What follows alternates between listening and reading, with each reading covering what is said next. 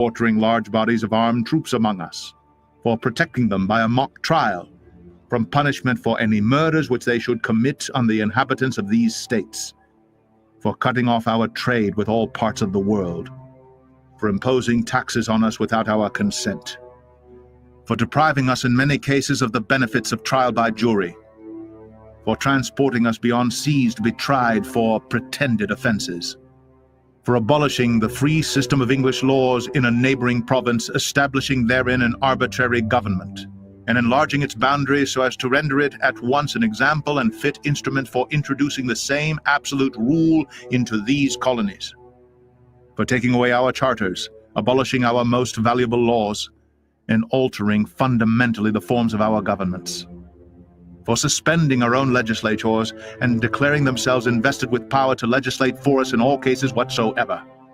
He has abdicated government here by declaring us out of his protection and waging war against us. He has plundered our seas, ravaged our coasts, burnt our towns, and destroyed the lives of our people. He is at this time transporting large armies of foreign mercenaries to complete the works of death, desolation, and tyranny, already begun with circumstances of cruelty and perfidy scarcely paralleled in the most barbarous ages, and totally unworthy the head of a civilized nation. He has constrained our fellow citizens taken captive on the high seas to bear arms against their country, to become the executioners of their friends and brethren, or to fall themselves by their hands. He has excited domestic insurrections among us, and has endeavored to bring on the inhabitants of our frontiers, the merciless Indian savages whose known rule of warfare is an undistinguished destruction of all ages, sexes, and conditions. In every stage of these oppressions, we have petitioned for redress in the most humble terms. Our repeated petitions have been answered only by repeated injury. A prince, whose character is thus marked by every act which may define a tyrant, is unfit to be the ruler of a free people. Nor have we been wanting in attention to our British brethren. We have warned them from time to time of attempts by their legislature to extend an unwarrantable jurisdiction over us. We have reminded them of the circumstances of our emigration and settlement here. We have appealed to their native justice and magnanimity, and we have conjured them by the ties of our common kindred to disavow these usurpations, which would inevitably interrupt our connections and correspondence. They too have been deaf to the voice of justice and of consanguinity.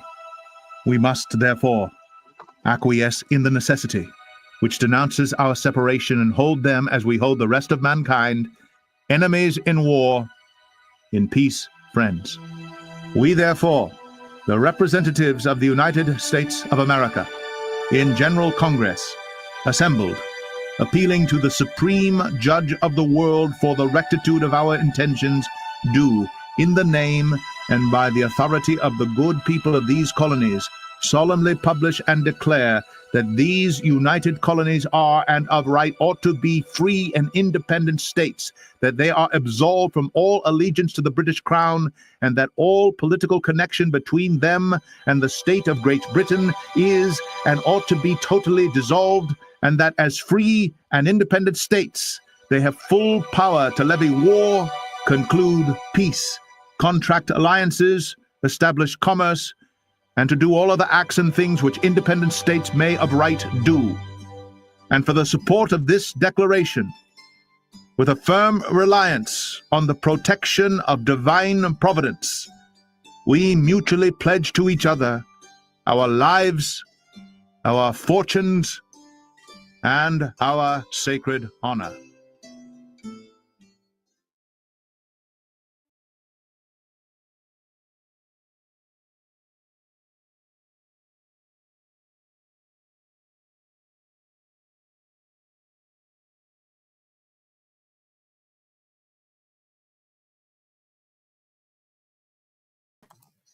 That is the Declaration of Independence, and I recommend reading that every day. So we're going to go into this live show right now on X. This is Canada 51 Spaces. I'm going to take us there and see if we can live stream it. analysis. He's the one that actually went to the rallies to actually rally for support of the 51st state, while everybody else just sits around on their keyboard warrior seats and just says, yeah, 51st state, right? Doesn't do anything. So, yeah, so just he's here for today, and yeah, looking forward to it. The floor is yours, Dave. Well, thanks, Jonathan. Hello, everybody. This one's important, and it's actually action we need from all of you. I'm going to get through all the topics, but the people we're targeting I also think it's just X, and then I'm sunlight exposure, diet, and simple sleep schedule and lifestyle. I think that's why more people are balding in general. Following and really get it shared out to get people to come on X. And we're really looking at Kash Patel, right, FBI director, and of course Dan Bongino. And, you know, from all his history and all the works he's done, to have him as deputy director, while, you know, it was all good. They've been fairly quiet. And unfortunately, what happened, and Jonathan knows about this, I think Val does too. Actually, there's quite a few people here now. I'm looking at the thing that. Do you guys remember in December when I started on all of the major specials I made? Unfortunately, the videos are down now because Facebook erases them after 30 days. But in December, I did a 3-part series. First, I started with issues with USA and Canada as USA announced it, the border, serious economic issues, the immigration, terrorism, and of course the drug trade.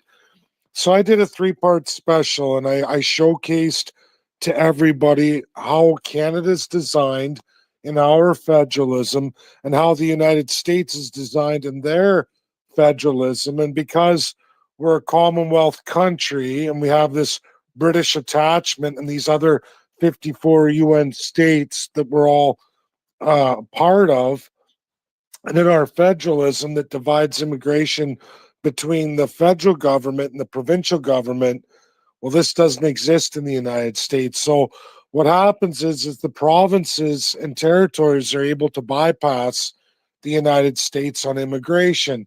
They call it a preferred immigration route, right? It's provincial nomination program. And if you go more so on language through the province of Quebec and you stick with French, you don't have to use the federal system at all. So the USA, to make it understandable, is USA does not have state immigration. It's only federal government. So this puts the blinders on them. They understand, okay, we talk to the federal government, we watch all our borders internationally, everywhere, watch passport systems. It's no problem. If somebody comes to our country who's not a citizen, yep, they can get a license, but every state has to stamp their license. So any state can issue a license, but when they show up and they're not a citizen, they get a permanent resident major stamp on their driver's license. The problem in Canada is that doesn't happen with the provinces. The provinces run their own immigration, so they also run all the registries. So on the nomination program and these permanent residents who've come through the provincial way, there's no identification. They get all the same ID that regular Canadians have. And then if they get work papers, the person shows up with a passport at the border driving a company truck, let's just say the province of Alberta or BC. He's got work permit, he's got a load, he's got a regular driver's license from that province that doesn't identify him. It doesn't say in big white letters on a green license, for example, a State of the Union, where in capital letters, bold, it says permanent resident. That doesn't go in Canada, not through that program. So all the provinces can utilize this. And when we track it down, it becomes substantial. First with Quebec and British Columbia, it starts in the 60s. This leads to a massive drug trade, massive housing fraud. which you can look at BC housing. It's the largest in Canada for overvaluation, meaning like houses, some houses are $1 million for what even in Ontario wouldn't even make the $650,000 mark, right? And this all happened from Hong Kong, mostly China, communist China, and they just exploded into BC this way. And how? Well, they got a preferred immigration route through Quebec by saying, I speak French. Now, the French in Quebec, who had full control of this program because they're under the Bill of Rights 1960, were able to say, okay, look, if you speak French, we can bypass all the federal hoo-ha. We'll make you a citizen. And then if you promise to invest $250,000 into British Columbia and we get a kickback for it, we'll sign off your language. This is legit, everybody. And so that was going on since the 60s. So you can imagine how fast and epic that grew. And we see it, the results of it today, just what happened to Quebec. The problem here for Alberta, next door neighbor, and in our federal system, again, this is federalism, provincial and federal powers, distinctions or overlaps. What happens in our constitution is that we don't have to worry about going through federal as provinces if a province shares a border with another province. It's called interprovincial. So if it was a federal power before a regulatory system, it doesn't if the province is attached to the border of another province. So Alberta and BC, off of this deal for immigration specific to Quebec in the 60s, flooding British Columbia, Alberta wanted in on the action. And then beginning in the 80s, when you track it down, Alberta's interprovincial treaty with British Columbia, that's what they call it in Canada, that they made with BC, they were able to bypass all federal and then join in the fray. And this is what Americans can't see, right? Because it's not their system. It's not any kind of constitutional inception in the United States. So American Patrol, right, that they monitor the border, they treat it just like it'd be the states, right? You deal with the federal government. Well, we've gone through the federal government. There's still all these issues, especially as the FBI state's coming from BC. Well, they don't know about the Quebec nomination program. They don't understand that provinces can bypass all immigration and run a whole separate from the federal government program. And then the Americans don't understand that the provinces don't really have to identify anybody. They can make them all the same, looking like regular Canadians. So a border agent looks, okay, this guy may have been an immigrant and still is an immigrant, but he's got work papers, he's got standard licensing, documentation from the province. The first time they check the load, check the guy out, okay, everything comes back good, there's no issues, there's nothing wrong with the load. Second time, same paper, the guy goes on. But of course, by the third time, up for the next 20 times, he's delivering drugs into the United States as not even a Canadian citizen, because he has all the same paperwork as a Canadian citizen he got through the provinces. And of course, provinces like states do licensing and all the rest of it. So what happens is along comes Homeland Security or FBI, and they're in a sting operation, maybe related to this portion or not, but let's say they closed in on an American gang, right? Let's say it's a motorcycle gang. We can pick any state of the union. And so the FBI, through Homeland Security, worried about national right, they've had all these drug fatalities. Let's say it was teenagers in and around these 6 schools. So they've narrowed it down to community. FBI sets up a sting, catches these bikers. Bam, right? All this fentanyl. Where did it come from, right? And in that sting, wow, they catch a Canadian. Oh, wait a minute. Like the FBI is saying, is he Canadian or not Canadian? Some of them are, some of them aren't, but they're made legal. They got all the paperwork. They look like Canadian.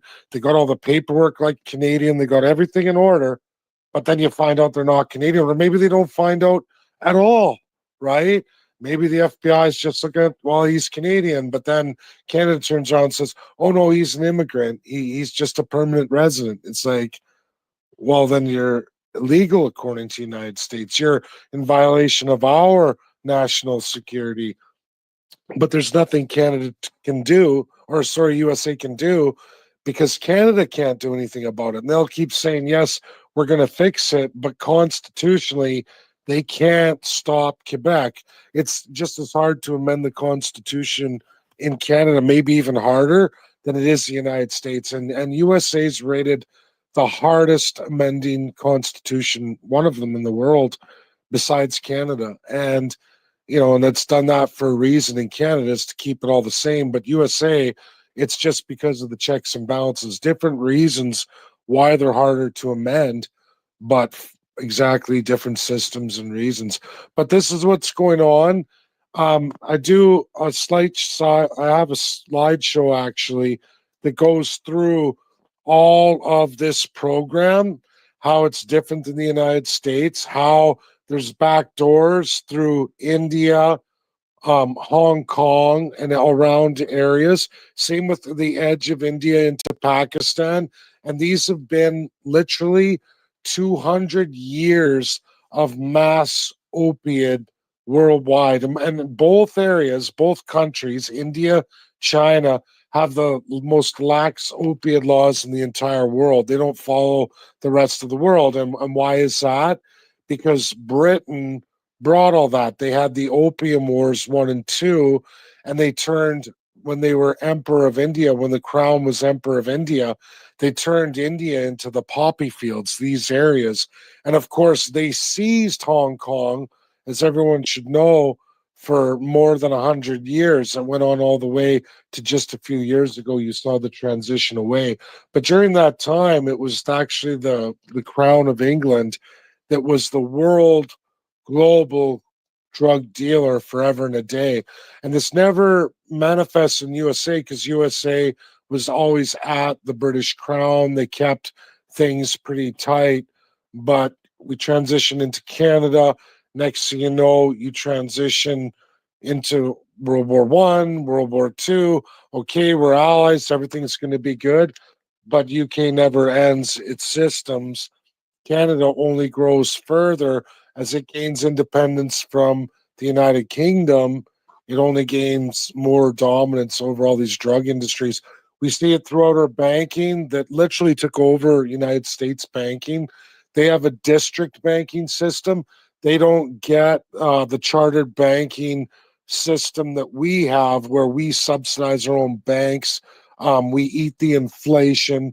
There's no checks and balances like the United States against their financial institutions. Ours are all crown chartered, and they're subsidized by the Canadian taxpayer. And the Canadian taxpayers are subject to the inflation. So these banks are strong, and it's why TD was able to dominate in multiple districts. And so everyone knows American institutions stick with their district. They have to pick a head office. I mean, they can work in other districts, but inflation doesn't go with the American.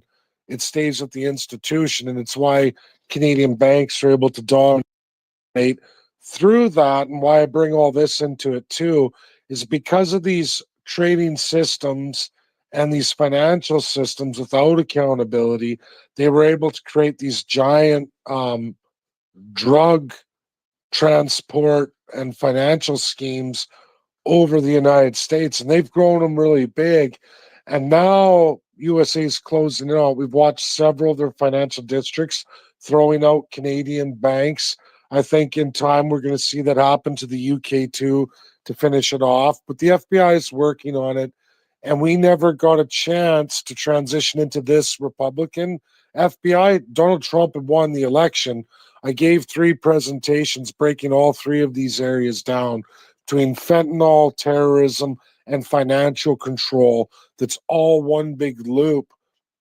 It's really decimating Americans, killing Americans, really. And it's pretty much 4 provinces. The real evil 3 are British Columbia, Alberta, and they're very close to 1 and 2 spot.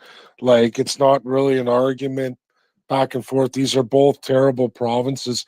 And of course, Quebec, because they're both using the back door, even though it's BC's deal, but Alberta shares that border treaty with BC, so they're piggybacking. But They're taking in massive immigration. You can look at Alberta's immigration now supersedes BC.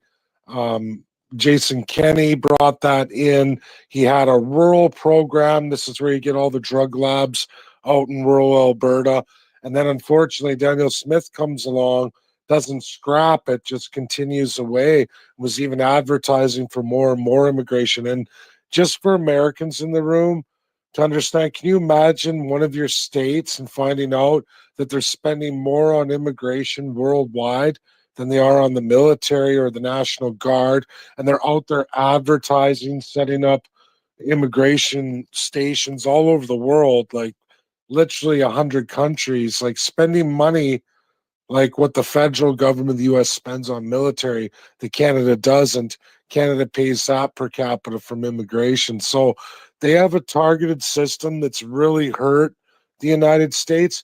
And what's happened here in the FBI is confused. Kash Patel and Dan Bongino, and why we need everybody in this room, is they're confused because Mexico was easy by a snap of a finger. Immigration problem gone. We brought in the military. We support the border. No one's coming. Problem solved. And largely it is. USA's like, wow, we're not having any of these cartels coming through the southern border. But then we're having all kinds of other problems with other people from the north. It hasn't stopped at all. And then they go and they show you from January to April, long after Canada supposedly changed all this border stuff, provinces are helping. They've got and arrested in other sting operations 100 terrorists from Canada. These are people capable of blowing stuff up in the United States. 9/11, going to, major centers like Washington, D.C., public centers or monuments, could be anywhere in the States. Think about it. That's what they caught, 100 people from Canada. And before people say it's not true, it is true. And again, look at the provincial programs. It's the same as fentanyl. It's the same as the financial fraud. It's the money laundering, the cash, the institutions that are Canadian banks in these states that are now slowly getting shut down. But it's still not stopping. The terrorism didn't stop at all. And that they can't figure out why the federal can't stop it, because in Mexico they could. Because why? Mexico, like USA, immigration is just a federal program. Canada is not like those two republics, USA and Mexico. It has a federal program, and then it has a sub-program for 13 regions, 10 provinces, 3 territories. Imagine having that many hands in the cookie jar, that many directions, interprovincial treaties amongst others. Then you have language all the way to Quebec, and it's in French. So this really messes up the United States, right? And they wouldn't be looking for it. So what we're trying to do here is going through this. I have a small slideshow that all I got left. I had 3 great presentations, but it's us targeting Dan Bongino and Kash Patel's X accounts and just pumping that out. They need to know that. They need to know that this is a provincial problem. It's a back door. It's like the states of the union having that power that they don't, but imagine they did. Your immigration would go crazy. And really, this is the problem. This is the problem where IDs are not labeled. These people are coming with full IDs, and the poor border agents on the American side can't even see it. It's horse blinders for them. To them, this is a Canadian. There's no identification that shows otherwise. So that in a nutshell is everything, everybody. If there's any questions, go ahead, and I see some hands. So thanks for that, Dave. Yeah, so I could actually attest to what Dave's talking about in terms of the presentations he did back in December, because I actually saw those presentations before they got taken down. And I saw them get taken down too. Yeah, I remember that quite well, because Dave was pretty upset at what Facebook did to his videos.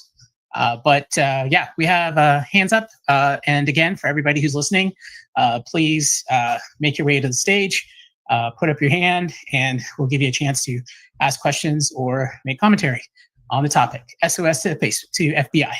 Go ahead, Rusty. Thank you. I tagged Dan and Cash in the comments too and shared the space. And Dave, I swear, man, I always need like a notepad with you. You're just like so smart and you spit so much out at one time. It's kind of hard to, it really is like I'm older.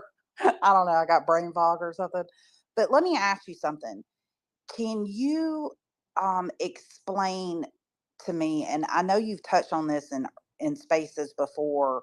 I'm kind of curious about like the logistics on the Canadian and the USA border, like how that works with Canadians, whether they be, well, specifically Canadians versus, and I know that's kind of a weird line, Canadian versus, you know, you guys don't really have illegals there, but the foreigners that are there. Is there any way for the border security to check that? And have you noticed an increase in border security there?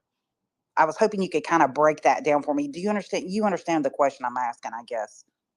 Absolutely. And so, you know, my last recent trip was to Washington, D.C., very recent, right? And that was when there's big tensions, not a lot of travel. But on the Canadian side of it, mass immigration, mass. And honestly, when I came back and I did a video that went pretty viral here in Canada, I had lots, like in the thousands of likes and loves, shares. It was a big one, torn down now. But, you know, I come back to Canada, no problem in the US, right? Very calm. Like, you know, I know that sounds funny and you think, well, but you're a small country, but you ever come here and travel, you'll see. So I leave Washington, D.C., my plane lands, and now I cross from America space. I know it's in Canada, but both countries, all countries have that. We're kind of in no man's land for a second. We're transitioning from like Canadian custody, even if you're in another country like the US or others, you kind of go across that barrier. So I come back and it's from American custody, so to speak, right? Because I'm on an American flight. It's all Americans. And, you know, we're in Canada in Toronto, and I'm at the Pearson's airport. And as soon as I cross that threshold, you can see like it's Americans and it's American aviation police or whatever security. And once I cross in like normal, all of a sudden, bam, I'm in a line of thousands of immigrants. No joke, everybody. Like South Americans, all men. Like there's just maybe one. I'm with my buddy Rob Tavoni, Italian. He's like, holy crap, right? Like now we know we're in Canada. And it's such a massive line and brutal. But for security and what you're saying, Canada is constantly busy. USA not have to be as much. And here's the problem. It's the idea that, like, if I come to the USA on a land crossing or I'm flying, doesn't matter. I'm screened pretty much the first time. Hard. Like, I mean, like scary TV hard as a Canadian from the Canadian perspective. So, first time I crossed in a lot of years since I was a child, passport I had to get because when I was a kid, we didn't need passports to go to the USA. But as an adult here, I get it done. So, you know, the new system, get my passport. So it's a first real passport crossing for me to the United States. And I go through, grabbed right away. It turns into 2.5 hour process, right? And they go through my whole car, all my stuff. Oh, I had fruit on me too. I wasn't thinking, right? I didn't know that. I guess should look the rules, but I have a bag of oranges, which is a big no-no. But it led them to 2.5 hour thing. I'm sitting in a interview room, which is like being in custody, right? Just like TV, like a jail, right? With the plexiglass, all of that in a room, you know, when you're getting interviewed by a detective, somebody who, whatever, that's where I was. 2.5 hours, hard questions, brutal questions, going through my stuff. Who are these little girls? And I'm like, oh, those are my daughters, right? And it was all good. No one was part of it. The Americans were hard on you. It was pretty scary. I went through that. I thought, oh, okay. Then boom, your car, you got all your stuff back. Everything's good. Since that day, I go to the airport. hello, da da da. What are you doing here, Mr. Bjorkman? Oh, I'm doing this. Okay, ask a couple questions. Okay, have a fun time, right? You're vetted, so to speak, by the U.S. Like at that point, and it's busy. It's a busy border crossing wherever you go, and so that's my experience. So now imagine in the USA, right? For Americans, like I don't know if Americans know this or not. And this is for you, Rusty. So Canada gets it easy from the United States because it's a federal system. What I mean is, so if somebody's a permanent resident but a non-American, they're tagged that way. They won't be stamped any other way. Like even if a state allowed them to become a permanent resident, but they're not a citizen, they stamp it in big bold letters on their driver's license. They get like a, not every state's the same. It's a different way of doing it, but most of them, you get a green license. So it doesn't matter what color state license you got. Your license is now green and in big white letters. Canadian border agents can't miss it. Permanent resident, red flag right away, right? Like this is not an American. He's in your country. He's not an American if you let him in. You don't have to. So Canada gets it easy. The problem is on the American side, all of these legally made in Canada, but it's actually illegal in USA, meaning these aren't Canadians. They shouldn't be identified like Canadians exactly. And this is the problem American border agents are having. They're not getting any reciprocity from any of the 10 provinces or 3 territories. And realistically, well, no, Alaska, I shouldn't say that. So we'll say 10 provinces and one territory, okay? The border on Alaska, Yukon. But like they don't get any reciprocity in this. So, and I don't think the border agents realize that most of these immigrants are crossing into the United States legally now, but it's illegal according to American law. And I hope this is making sense for Americans. Your laws say, no, that fucker's not legal. Sorry for my language, everybody. That's not illegal, right? Because they're not Canadian and it's not American. There's no treaty covering us. This guy is from another country. That's a separate treaty. He's not, or she is not Canadian. And you're making them dressed up to look that way. And we're treating them under Canadian USA treaty when they don't belong there if they're not Canadian, right? But Americans aren't made aware of that through the provincial nomination program, meaning they're identified just like me. So I show up at the border, look at my passport, look at my driver's license if I got one. Oh, it's a Canadian guy. Okay. Yeah, me. But then the next 3 guys behind me are just permanent residents, but there's no ID for that. They may even got a Canadian passport now. Sorry. And they're ID'd that way. So now that agent interviews him really hard the first time, like they did me, thinking he's Canadian, even though he's got an accent, but oh well, he's ID'd like he's Canadian. He's got a passport, but he's not a legal Canadian. Now you've let some guy in from Iran with all the Canadian ID in the world, who's not even a Canadian citizen. Next, you know, FBI and Homeland Security are doing a sting operation on some extremist group planning to blow up some public center, right? And then they're closing in. They catch this whole group, and boom, here they catch Canadian in the group that they think's Canadian, and then they find out like Kash Patel and Dan Bongino are saying no, that they're legal Canadian, illegal Canadian. What the hell is this, right? Because to Americans they look legal. And you see what happened to the border. They don't even red flag them because they don't know. And that's done exclusively, everybody, by the provinces and territory. I should say that. Well, that's extremely disturbing. And also, too, Tom Holman might not be a bad one to tag in on these as well. So I'm curious, are you guys seeing an influx of the illegals that Trump is deporting coming in that way? Have you heard of any of that?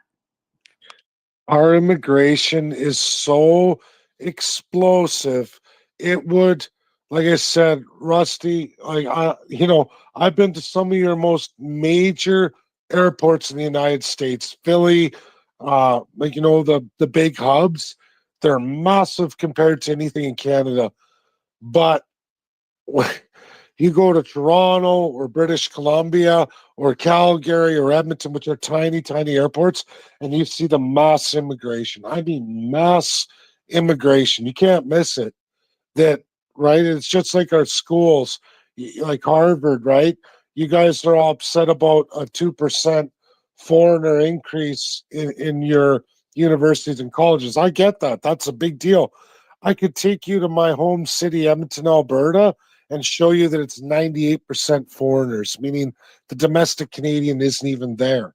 You can go door knocking all the dorms, the charts. It would absolutely shock any American if you were able to do that travel from the Canadian perspective. You'd see it. You'd be like, "Holy shit! I'm glad I'm American. This is sick. This country, Canada, is really screwed up." And I think every Canadian in this room, if you've ever been around, besides just going around any city, you see the visual face of mass immigration. But right, it's getting to be rural now everywhere. Um, you know, it's insane, and you see it, and I've never seen anything remotely close to even your illegal immigration. And I know it's a big deal for Americans, and I'm not minimizing that. I know that's awful because there's no um, even respect for the naturalization laws of 1790. I'm not saying it's minor, but our legal immigration system makes your illegal immigration system look small.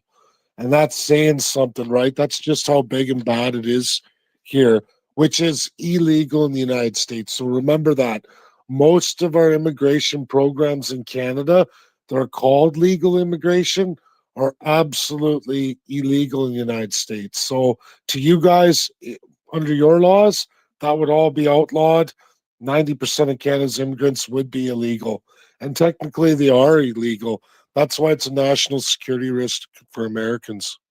Thank you. I'll go ahead and step down, but I'm really glad you guys are bringing this as a topic because I was listening to you I've been, following you guys, listening to you for months now, and I've heard you explain that before. And I guess I just thought the administration knew that would be an issue. Basically, foreigners coming across the northern border, pretending as Canadians, because you had said there's kind of little to no difference back then. So I'm just really glad you guys are sounding an alarm about this because it's pretty disturbing because as much as we think we're cleaning them out, it sounds like you guys could just be shipping them in. So I just really appreciate this space and I appreciate you guys highlighting it, and I'll step down and listen. Thank you. Thanks, Rusty. One real quick thing, Jonathan, I'll let you talk. I'm just going to make this point for Rusty and other Americans. When I released those 3 videos, and I put a ton of work into that, it was good. It shows you India, Hong Kong to UK and the Commonwealth. It's a war on America. It's always been there forever and a day. And it is to kill Americans, and it is killing Americans in these 3 pieces that I share. But we did share. The problem was, yes, Trump was in office. We know he was elected in November, but you guys know with confirming everybody, confirmations take forever. Like Dan Bongino was just confirmed a little bit ago, right? So everything I released in December was actually going straight to the Democrat FBI, right? Even though Trump's in power, the men took over, but there's like literally thousands of confirmations that have to happen, and that takes many months. And I guess I wish I would have saved those videos. They would be so great right now, but to do the work again is just too much time. But yeah. Yeah, Rusty, Thank to your sorry, go ahead. No, I just said thank you. Oh. Yeah, so Rusty, you bring up a good point. You said that you would have thought that the administration would be able to see what's going on. We've been on this journey for several months now of digging into how Canada operates and the history of Canada versus the United States. And at every turn, as you look at what we are historically, you begin to see the pattern of Canada existing as a sort of, like, I hate to use the word illusion because of that video that's out there, but it's designed as an intent to fool the Americans, to the United States, into believing that we are like them. Like every policy, like, look at what Carney did as soon as he got into office. He mimicked Trump in signing an EO, right? Like, he did the exact same thing, even though it's complete BS, and we all know that. And so the rest of us Canadians are like, what the heck's he doing? Well, he's doing what all politicians throughout Canada's history has done, is we've pretended to be like Americans, so that Americans are like, oh, these guys are okay, right? And if you look at the the Canadian Constitution Act of 1867 and how it's formulated, you can see the likeness it takes to the American system, but the pieces that make it American, like if an American read it, they're just like, oh, look, they're going to be able to do all the same things that we do. So, hey, looks like Canada's okay. But they don't do any of the things that they do. They actually keep all the power to themselves. We don't get the provincial constitutions like we're supposed to, and everything else. So there's this long history of the Canadian system, whatever you want to call it, basically fooling everybody into believing that it's a system of democracy, as they like to use as the term, or it's a, we have freedoms and rights and all this kind of stuff. But it's just not. It's just it's in legal terms, it's completely the opposite. In how it's handled, completely the opposite. And I think that that's where Dave is sounding the alarm, the SOS to the FBI, because the administration can't see this foolery. Like, and Dave's said it a few times, like a number of times. Dave talks about the double cross, right? The double cross, the double speak, and he uses that term because I'm beginning to see it in everything in our constitutional acts and so forth. Like, the double cross is the idea of the Union Jack, basically, and that it's basically the idea of saying something but then meaning something else, which is increasingly looking like what Canada's made of. Like, this is just, it's mind blowing to me as a Canadian. Scary, because it almost kind of feels like, well, I know that right now, Canada is being run by globalists, basically, right? And it feels like it is being used as a weapon against America. I mean, so it's scary. And I mean, I hate that for you guys, but it's scary implications, because, it could be that by the time we realize what's going on, it could cause, I don't know. I mean, I just think, God forbid, I would hate to think that we would have war with Canada or something like that, or, this whole takeover of America continues. One or the other, either one's not good. And so, I mean, I don't know. I'll hush, because I know I love listening to Miss Val as well. So I'll step down and listen. But I really appreciate you guys highlighting this. It's really scary. Thank you. Thank you, Rusty. Val, go ahead. Thanks so much, Rusty. Thanks, you guys. I just want to let you know on the back end, I'm streaming this on Facebook today. So we have listeners, hopefully through the Alberta USA Statehood Movement page. So I just want to welcome them. Some of them are listening for the first time. And you guys are bang on point. I have to bring this up because now that, if we have the FBI, if by chance they are listening today, my heart breaks. Many of you know that I am a media broadcaster. I'm a Canadian correspondent, but I never forget where I came from, which is the mainstream. And a gentleman who's a very, very close friend of mine, he needs a jaw replacement surgery is what he needs. His jaw is broken. He can't eat. He hasn't been able to eat solid foods for quite some time. And to support his family, he speaks for a living. He's heard daily by like millions of people across Canada. Really great guy, originally from Saskatchewan. He's in Alberta. And he reached out to me because his passport has been stolen, and all of his digital items, they're gone. But what's really weird about this is he was tracked for over 12 hours. Apparently, the air tag tracking is something that is happening to some journalists. And so I just want to, bring some attention and awareness to the journalist community in Canada, and what they're up against, because I think this is a really big deal. And there are laws and rules about freedom of the press, and so, like, I'm looking at this. Could this be a targeted attack? I don't know. I want to do something about it. So if Dan is listening today, or the FBI, Cash, please, this man can't eat solid food. My heart breaks. He reached out the other day and he's like, I can't do this. It's just that I can't go on like this. Can you imagine? Just, we know what happens to animals but this is a human. This is someone who speaks for a living, and now he can't even get out of the country to go get medical help if he could possibly get some. So I think it's terrible. And regarding the comments about the border and what they're up against, you're right. And I the border patrol is on my heart 24/7. I have to say thank you for your service, because you are on the first line of defense. And what they're up against, like some of the things that they're exposing, even on the Canada side, they're talking about during COVID, how people were sneaking across.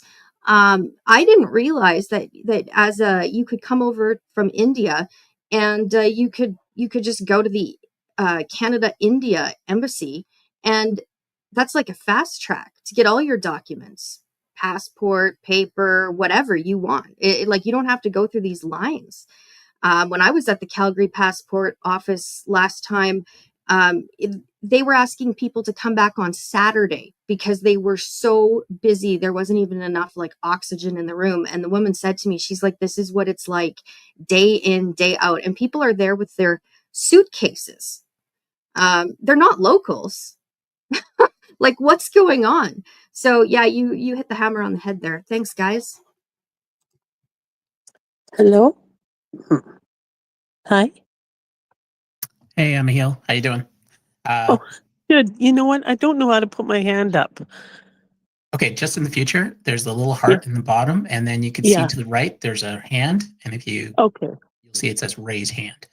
And that'll Okay, do that. I'll do that and wait my turn. Okay. Well, actually, no one else has their hand up, so you can go ahead. Okay. I just wanted to address Rusty's concern. And you know that saying that says, keep your friends close and your enemies closer? I'm a Canadian, and my mother, she grew up in a time in Western Canada where she would actually walk across the border, her and her siblings, to go to school in Washington State. That's the difference between then and now. But if I was an American, I would be, what is it? The 51st state, and the Gold Dome, if that's going to happen, gives some power to America to protect themselves, in my opinion. But as things are, the way Canada is situated and what's going on here, if I was an American, I would have my ears pricked up big time to what's happening up here north. This is where the people who are going to destroy America are going to come, and they're going to do it from Canada because they know we're sitting ducks. That's all I want to say to Rusty. She's right to be worried about the northern border. That's it.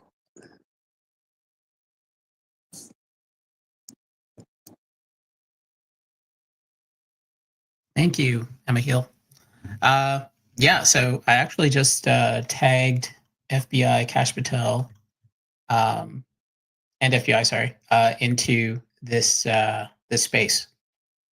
So they will be notified of listening to this space and getting involved, because it is critical to helping them to understand what it is that Canada's doing that is not allowing for the control of the illegals made legal on our side.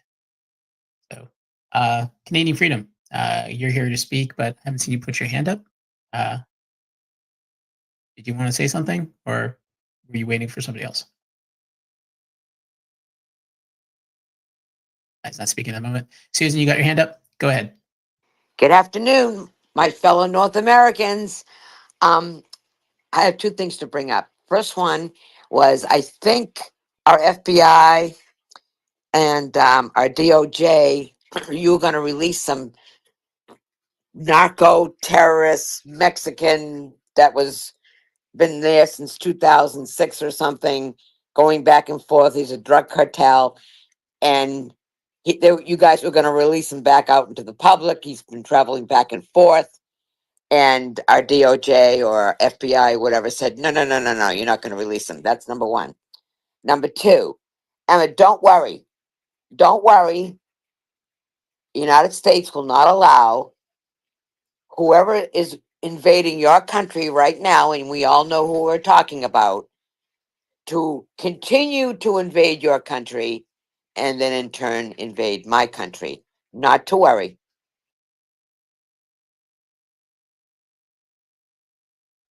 Who are we talking about? Just for those at the back of the room.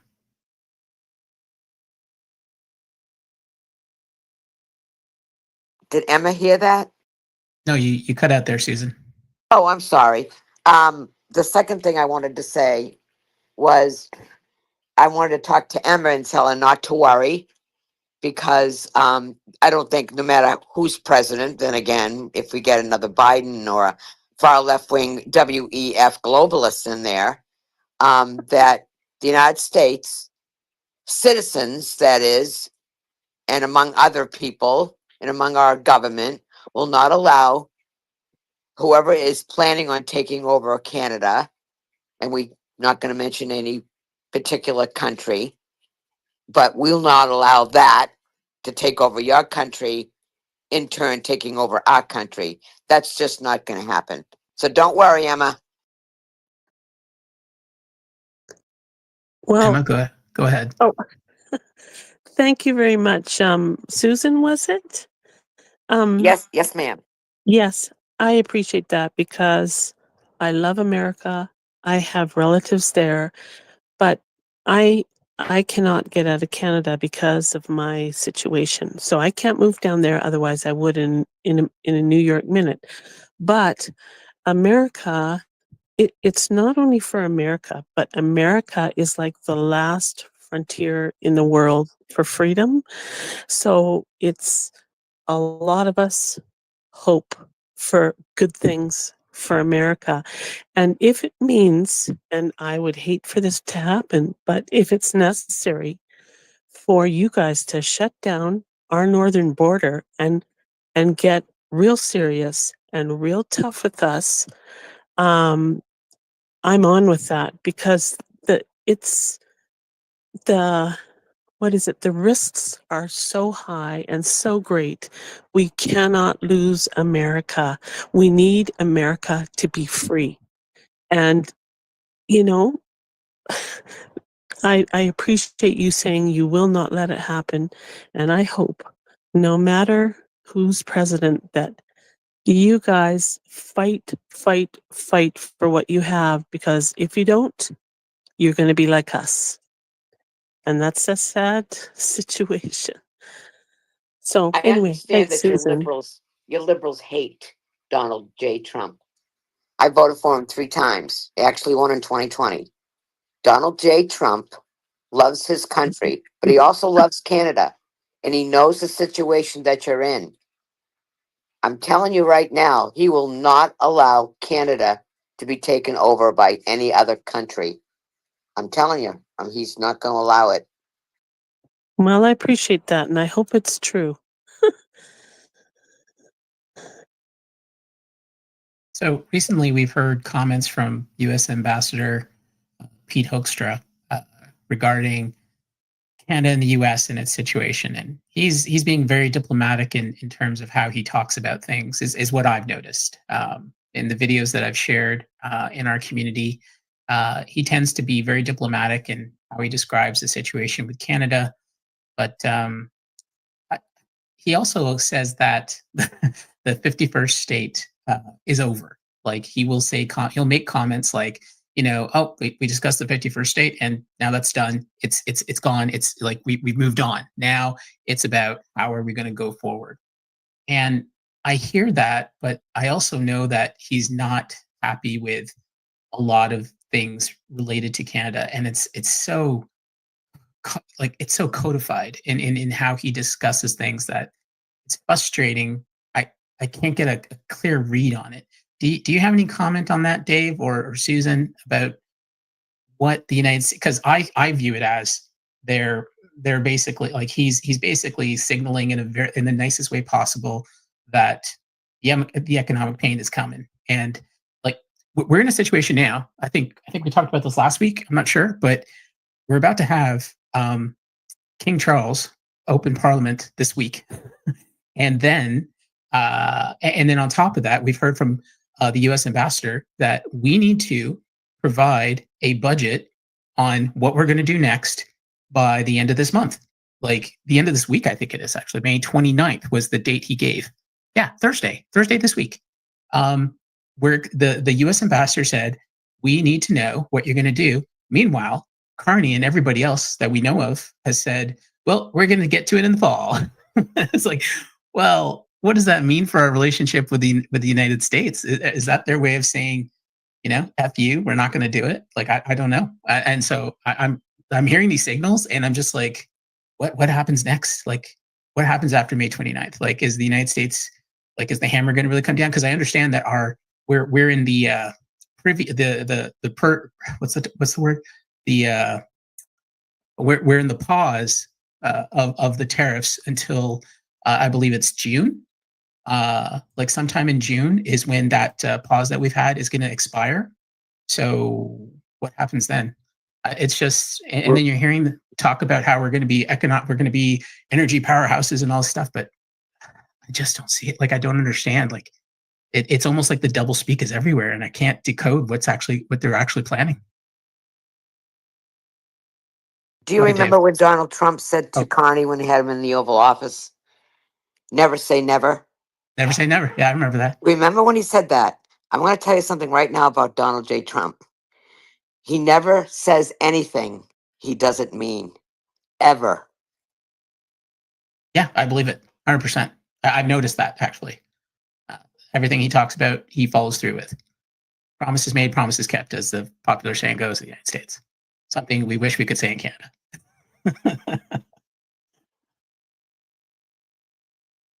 I just wanted to say real quick, all good points. It's really good. Europe, I think, I haven't even talked about this yet. Everyone on Facebook's on me about Europe right now and Trump's announcements of the major tariffs. There's a lot that's happened this week. Nuclear, AI, all kinds of major investment from last week that rolls into this week. And then not attack, but it's the hammer blow to European Union, which I believe, everybody, is a real test for Canada. And this is where Mark Carney, and not just Mark Carney, but Pierre Poilievre campaigned on this. Well, they all did. And they all laughed. Like, I don't know, Rusty or others, if any of you seen this, especially Americans, but in our during our little campaign period here, they had the debates. There's a nice Canadian video where you listen to the Frenchman from Quebec, Yves Blanchette, bloc leader. So that's the party that's all for French Quebec. And he goes, Donald Trump's going to be gone in 3 years. He'll be an old man. We don't have to worry. Ha, ha, ha. We just got to bullshit him for the next 3.5 years, and he's gone, right? And you watch the camera span to all the leaders of all the parties. You see both Carney and Pierre Poilievre, so conservative, liberal, look at each other and start laughing like a wicked smile laugh, like an evil one. And you can see it on both their faces. Like anyone who reads that, you see exactly what they're all thinking. Yeah, just carry this on. We can survive 3.5 years. Who cares how hard it is for the subjects? But Trump's been setting them up pretty good. The latest is Europe, because everybody, I believe, the Canada under Mark Carney, he's going to be running. We got a throne speech at the end of the month. We have this turned on by Donald J. Trump, and it's basically just like China, where all of a sudden Alberta and BC picked China over USA. Now what's going to happen with Eastern Canada? Well, they're going to go run for Europe, right? And backstab the States, trying to take from the States. And it's like, so you're shitting on your best friends. You're in a trade war with them. You know, like Trump's setting them up because the crown can't help it. They're double crossers, double speakers. Like Jonathan is understanding. And I always try to tell people that that's where they're at right now. And Trump knows it. He's going, okay, let's put out the lure and let's see what Carney or the rest of them do. And you watch, they're going to jump on it. Just like that greedy fish, that no-brain fish, double cross, double speaker, tell the Americans what they want to hear for the G7, then go the other way. Well, listen to Carney when Trump said in the meeting with Carney, oh, you want to stop the war in Ukraine, right?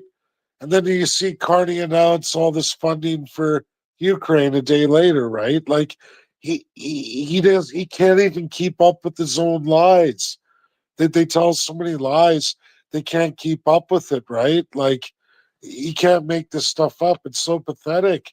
And Canadians that vote for this stuff or continue forward in majority, what's wrong with you? Like these are compulsive bullshitters, compulsive liars, flip floppers, right? Americans mostly are straight shooters. Now, Joe Biden wasn't his whole life. He would be a perfect Canadian. I hate to say it, but the guy's flipped on everything he's ever said and then go back the other way twice, two, three, four times. But most Americans are not that way. Trump is definitely not that way. And I like the predictability and the trustworthiness of Americans. And that's what we should have in our system, but we don't. And all you got to do is watch. You can't trust these guys. And I think Trump has set up a real good trap. Thank you. And that's a big bingo. Very good, Dave. That was awesome.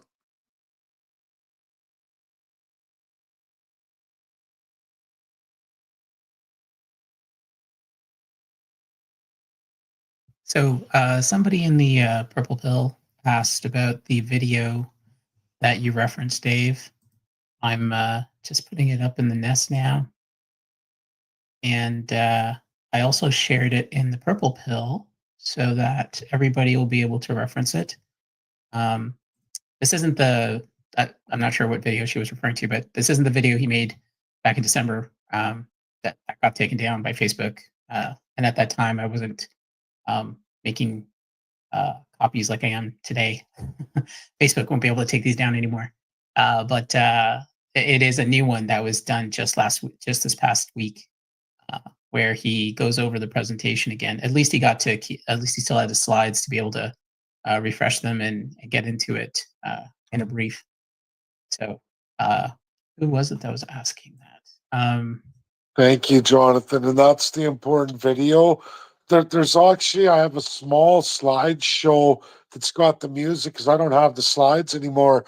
And I didn't back up any of my, because the slideshow's done Facebook Live. So I stand in front of my TV and I show the slides. Like, I don't have that stuff anymore. It's like, what the, you know? And those are so important. But I have a mini slideshow that's in that video. I play it for everybody. The FBI can go through that, but you can see where I've got all the slides that Americans will understand.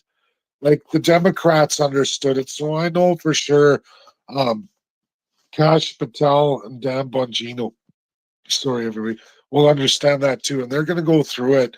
But that slideshow shows where it's all coming to Canada, how it's all linked globally in this Commonwealth. It's not America, and America, like it's not naivety. It's just the Americans are really trusting that people are like what they say is their word, right? And while we are maybe in this room, Like, you can never trust anything out of a politician's mouth. And I know every Canadian understands that. And I know Americans get it too. But generally, you can trust a lot of an agenda your politician puts up. But imagine being Canadian where everything that they wrote and campaigned on, including a budget. Can you imagine if Trump's like, you didn't have the checks and balances? But then they're like, oh, well, who cares? By the fall, we changed it all. We just spent $10 trillion and borrowed against Americans, and your lives are all crappy. And then he's doing mass immigration. You're going, what the hell? Like, but you've already elected him. Imagine no checks and balances, no one to stop it or any levels of government. Imagine it's all fused like Canada. Like, oh, you fell for the lies. You elected the prime minister.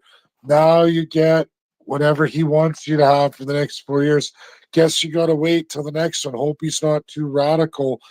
That's what happens here. And that's why Americans, your system, the founding fathers built your constitution with checks and balances to make Americans straight shooters. It's part of your civics. It's a part of that God that you trust. In God we trust. It's all a part and parcel of it. But the checks and balances make sure, and having all these different branches to go against each other with different powers. Whereas in Canada, they're all one thing. Once you elect a prime minister, premiers of the province have theirs too, but they take over and they do whatever they want for 4 years, and everyone answers to them. Very centralized, very autocratic. Our police, our justice system, all primary mandate is to protect them. And it goes in level, prime minister all the way down. The people are at the very bottom. First peoples are the absolute bottom, and it's bad. Whereas America, it's an upside down pyramid where the people are at the executive level, right? You elect your sheriffs. The police are to serve and protect you, right? Your justice system serves you. I know this because I got to participate through an American organization I'm in. But, it's sad. Like, Canada has none of those things. There's none of it. And we breed compulsive liars. People used to lying because they're allowed to, and literally there's no accountability for it. You'll never put someone in jail for any of their crimes or their lying, whereas Americans it can be, and then that's why your politicians are more honest than ours because they're forced to be. That's the truth. If a Canadian has never read our Constitution, at the very top of the Constitution, it says, "We the people." Why? Because we the people are the government. We just send representatives for us to Congress. And if they screw up, we just vote them out the next time. That's why I'm so glad that we have a 2-year term for a House of Representatives. Each section, each district, each representative represents 750,000 people. California has a lot. They have 52 electoral votes, actually 54, but they've lost 2. They're going to lose more because people are moving out of there, and the illegal aliens, which they counted in the census and are able to vote, are being removed. Beyond that, we the people are actually the government, not the government. We control the government. We are the government. We the people are what counts. And it's quite a document. You're right, Dave. Our founders were they had insight to what the country would be like. That's why they put the electoral college in, because they knew a little state that has 600,000, 700,000, like North Dakota, South Dakota, would never be able to compete with New York, that has 12 million people just in Manhattan. So they were very insightful when they made up the Constitution. And there's, like I said, there's excuse me, 6 articles. It's very important. The first 3 are very important. The first one is the judiciary, excuse me, the legislature, because they've got the most duties to do. And then there's the executive branch's Article 2, and Article 3 is the judiciary. The only amendment that I can honestly say that I do not like is the 16th Amendment, which put in our income tax for IRS shit, bullshit. And the last one, the 27th Amendment, which is giving House of Representatives and senators raises. I don't know who put that in, but I think we should get rid of it. Anyway, thank you. Yeah, that would be great. So Susan, everything you said about how the government is we the people, if you talk to a Canadian, they will say the exact same thing. But the fact is that it's not. This is the double cross. Once again, like you talk to a Canadian about what is the government, they're just like, oh, they represent us, and it's our vote that makes, they're there for us, and we are the people that give them they're there to serve us. And you'll hear that from every Canadian. You go to every space, and I'm sure you've been in Canadian spaces, I know, and you listen to them talk, and they will talk just like you did about the Canadian government, and it's completely false. Like, and so every Canadian believes this, right? It's part of the double cross, and this is why Canadians are still continuing with the system we have, because they think it is the American system, and for over 100 years, it's been done that way on purpose by the Crown institutions, on purpose. Like there's historical documents that I've shared in the group talking about how, we'll just let them believe. So we'll just keep letting them go on, thinking that they're free and they're independent, but they actually serve Britain. So it's really sad. But the more people get educated, though, the better, and we're getting there. Sorry, Canadian for Freedom, you had your hand up, and then I just want to say thanks, Susan, real quick, and that was really good civics. Thank you so much. My 14-year-old grandson knows the Constitution and American politics and civics back and forth. And when it first started in 7th grade, they start with the Enlightenment way back, and the Great Awakening #1, Great Awakening #2. We're up to 5 now. I think we're on number 5 Great Awakening very soon. So yeah, Florida does a great job in the American civics, and it's quite, and it's very satisfying to me, being an old lady, being his grandma, and knowing what he knows makes me very, very happy, because the average college kid has no idea about American civics and how our government works.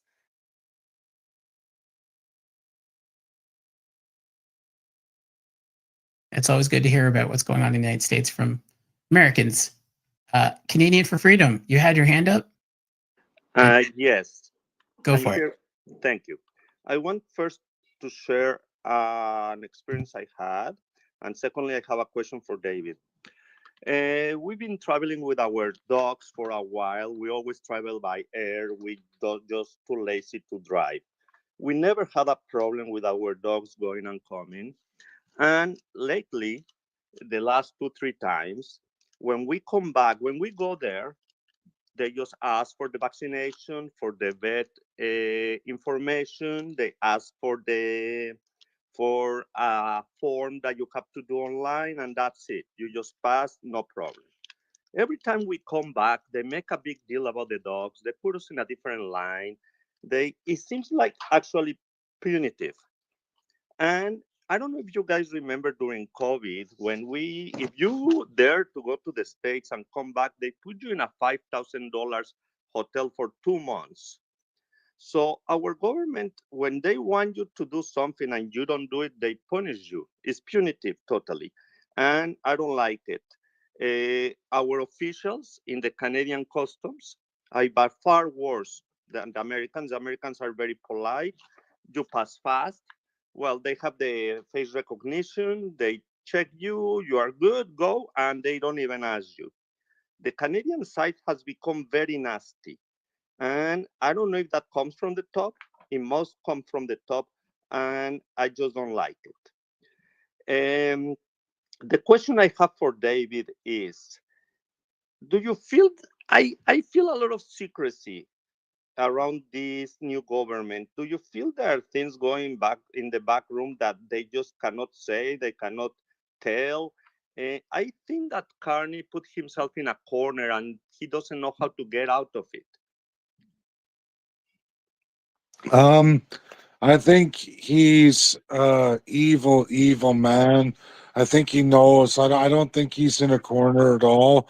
I think he's in a delusional world of privilege. He hates Canadians, is my opinion. I can't prove this, everybody. This is just my opinion from what I've seen, experienced, and after the B7 summit, how we were all treated. And you could ask the four Canadians who were with me, but three security teams, like I said, treated like absolute hell. You'll never get near the ambassador, making it like, how dare you, and it's like, wow, in the USA, I'm a foreigner and I'm treated just like you said, 10 times better and with human dignity and respect from American law enforcement, any kind, every time. Like, you I would love to take a lot of Canadians. Like, I know Americans wouldn't understand what I'm talking about, but when you're treated like shit, like I'm not saying all cops are great, but you guys have it's called a base mandate, and I had our Canadian federals, okay, our version of your FBI, okay, basically in my face, and it was like this, and he's undercover, and he's like this. You know what our primary mandate is, and what that means is like you have a primary mandate too, to serve and protect the people of the United States of America. Does it say to serve and protect the crown majesty and all the way down in order according to the Constitution? If you read the Canadian Constitutional Acts, that means everybody listed for hundreds and hundreds of pages. And then eventually, somewhere along the line there, you hear about subjects and First Peoples, right? They'll say Aboriginal or an Indian Act Savage, right? That's what they're talking about. But we're not even mentioned, right? Because we're last on the list. Like, I think Americans like to understand if that was in your constitution. Like, can you imagine how much more awful law enforcement would be to you? That's how it is in Canada. To make another point about why you're getting harassed so bad is because Canada doesn't want us going to the States right now. They don't want us interacting. They don't like us. They definitely don't want any Canadian going through the White House. They don't want you to learn things from Americans. They don't want you to learn the truth. They don't want you to start questioning the crown. They don't want you to turn out like me, where the more I go to the States, the less I want to be here, the more I want to be there. And that's awful, where it starts to really weigh on you, like when you're hated. Like, I go to Washington as a foreigner and I'm in all these events. It didn't matter which branch of government. I only did two plus the people, but that's part of the executive, right? And I loved how Susan articulated that, but it's true. But I did this civil society of we the people, Democrat and Republican. So those angels were awesome as a civil society. And that's seeing Americans. And it's like, wow, like this is nothing like Canada. This is totally not like Canada. And then, I didn't go through Capitol Hill for Congress or Senate, but I certainly did the executive and I did some of the judiciary and academia. And then, of course, the people, civil societies. And it's like, this is awesome. Well received everywhere, treated with respect. The respect you give is what you get. You talk straight to them, you're knowledgeable. Well, they'll talk straight to you, you get knowledge back. And everybody loves to share there. And it's like, okay, in Canada, it's like, how can I fuck you over? Oh, you piece of shit. How dare you address me? Do you know how superior I am? Like, I know it sounds funny, but you don't really realize how bad it is till you've done enough of these in the USA, and then you realize your country's really sick and fucked up. The people here are fucked up. Sorry for my language, but that's the truth. Yes, and it's totally punitive. I'm pretty sure it's coming from the top because 100%. And what you're going through with your pets. So I'll give you guys a quick story right now because of what's going on with the States. And they don't want Canadians traveling to the States. Elbows up, teach those Americans. And if you're a Canadian who travels to the USA, when you come back, you're treated awfully. I had a woman, my landlady here, she's a Trumper. Like, she goes to Mar-a-Lago. She's awesome, very nice here in Ontario. a great find for me and my politics, so safe place. But she ended up booking her trip to Florida again, even with all this bullshit. She's like, no, I'm going back to Florida. Like, she likes to go to Mar-a-Lago, but they know because you got to answer your questions and your travel and all that. So she gets there like, oh, your husband who's deceased, he died just 2 years ago here. So she hasn't changed her name and stuff because he's deceased. Like that, like they she didn't use her maiden name. When she booked, she just put her first name and her husband's last name. They're married legally, but before she had it, her name first, her maiden name, and then a dash with his last name. But she just booked it under her name, his last name, which is her ID anyway. And they're like, "Oh, look at your passport. You don't have your maiden name. We're canceling your flight. Book another one." What? Yeah, this is going on hardcore. I went through it too. The Dave and David, my legal real name's David. Now, Americans didn't give me a hard time. So you think when I went to Washington, you guys know we were right in the middle of the so-called trade war. But on the American side, very friendly, kind. On the Canadian side, they're like, oh, you used your name Dave, right? I'm like, I always use my name Dave, right? Who gives a shit? I'm Dave, Yes. right? Like, and I got all my ID and picture ID multiple, but they were gonna try to cancel mine too on the way back and cut me off, so I couldn't do my transfer. Like, can you imagine? And then have like next, they're charging you $1,500 extra dollars, right? That's all in the Canada side, just so everybody knows. Guess I should talk about that before. Yeah. Well, just to share one more story that I find very interesting. My father-in-law died, and do you know that the Canadian government gives you only 6 months after you die to present your last income tax? So my wife had to figure it out, and she has to sign that she is putting everything perfectly fine. And if she doesn't, she can be fine or whatever. And she had no idea what my father-in-law had. So I don't understand that kind of loss. I just don't see like reasonable. It's totally unreasonable. Everything is unreasonable, it's unjust, and it's really it all like what Jonathan's saying here, what I'm always saying, everything shows you. And if you live long enough, you'll learn it. You would hope most Canadians would. And then young people wonder why older people are so bitchy in Canada. It's really because you've gotten the wrath of the crown enough times at all the stages of your life that by the time you make it to your older age, right, you've learned that they don't give two shits about us. Every step of the way is about how we can screw you over, cheat you out of everything, punish you, punish you, punish you, and steal, right? Punish you and steal your stuff. Like really, that's all I've ever learned in my life. And I guess I learned the lesson too early in life. And now for me, it's like getting my kids out of here. Yeah, well, I don't blame you. Thank you, David. Val, you're next, Thank and you. then Emma Heel.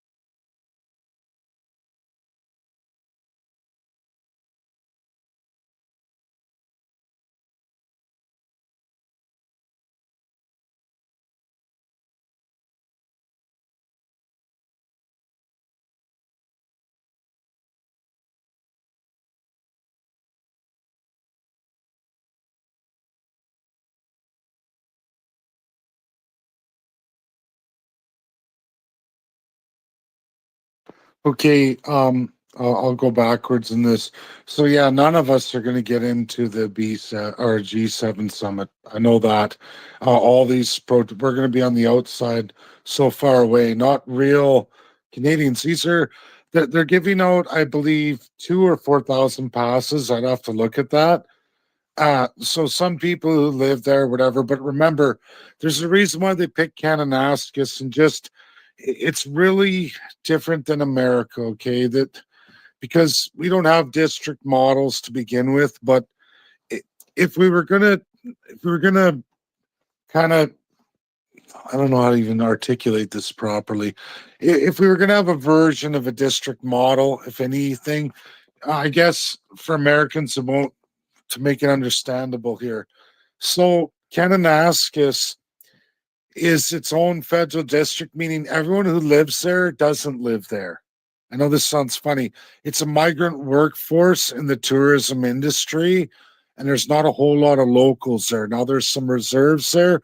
They're all going to be cut off and isolated, and through those routes is how they're going to keep all Albertans out. And all highways in, nobody gets in. So then they stage these 4,000 pass holder Canadians who are Crown loyalists. And if you think USA doesn't know this game, they do.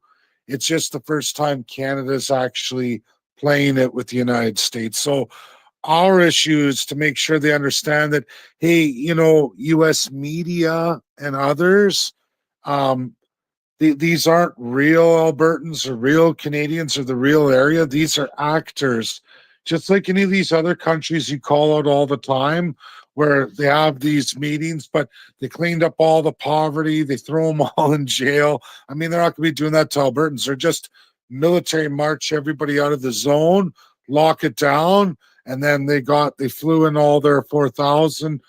Probably not 4,000. They're going to fly in their 2,000.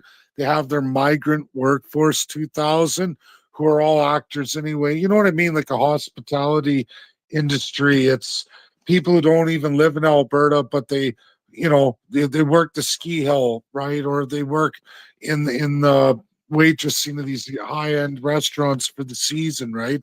Seasonal workers who come from all over Canada, rent there and then take off.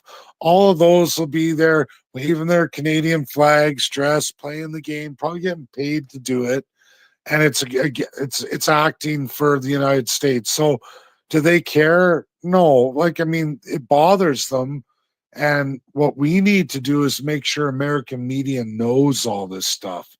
And I just don't think USA's dealt with Canada, where Canada's played this game to this vast extreme before, especially with where Alberta is right now and separatism, the rest of it, because they want to play all that down. But it's like, oh, coming to Kananaskis, right? There should be lots of protesters here. Like, think Trump side of it, or Trump administrators with them, right? And they're all going, oh, you're going to see Albertans and protesting here, I bet. And then no, they're not, right? And no, they're not going to be venturing out of Kananaskis to go look around. Maybe some will, but I wouldn't trust that. We need to tell Fox News, CNN, CBC, sorry, what is it there? CNN, no, CBC, no, that's us. Oh well, it's one of those anyway. All of those American media stations need to know that this is this G7, and all of Kananaskis is a military exclusion zone. Those aren't real Albertans. It's like it's not real. It's all staged, just like what we saw in India. They just did a big one. I have to name that event, but American media called that out. They said, "Oh, look, they think they're tricking us. If they clean up all the poverty weeks ahead of the event, throw everybody in jail so we don't see their poverty, so they pretend like they're a greater country than what they are. There's no problems here. Look, everybody's happy." But yet American media sees through it. We need to talk to American media, or at least, tell them or show them the military zone of Kananaskis, the 4,000 passes, how real Canadians aren't going to be there. It's a migrant Canada loyal thing where they're hiding the fact of what's really going on in the region. They want you to think that it's a better place than it is, right? It's all fake, right?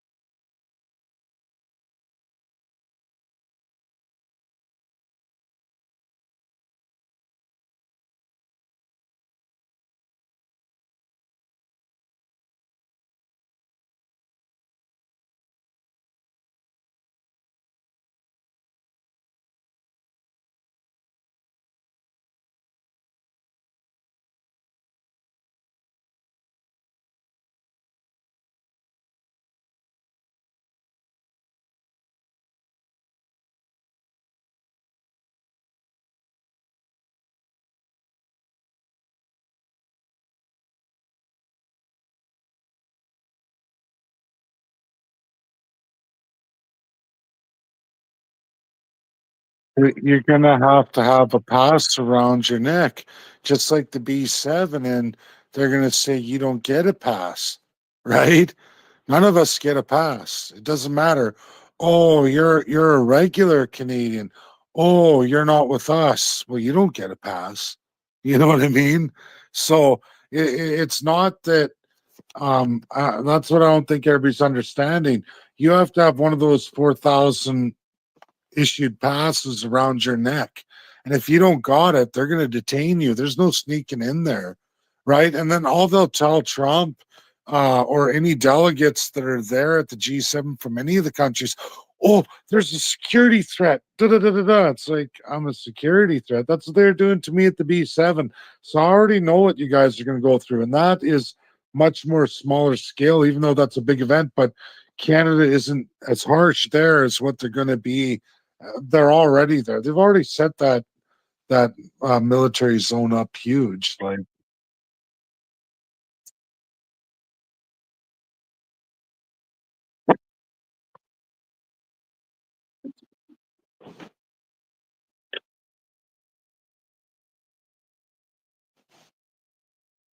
that's USA. No, what I'm saying is there's no problem in USA. You can get up. You can walk up to anybody in USA. You're going to an event hosted by Canada, but you're not going to get anywhere near these people within 25 kilometers. That's sometimes they won't even know you're there.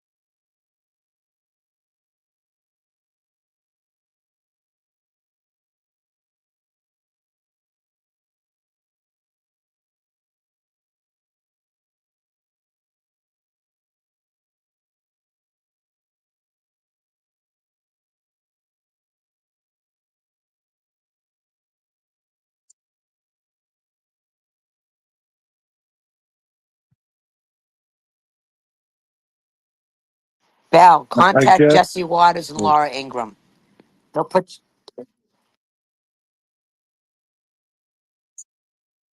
And then that's what it is. What I'm getting at is when I go to the USA, you know what I mean? From being a Canadian my whole life, you realize what the problem is here.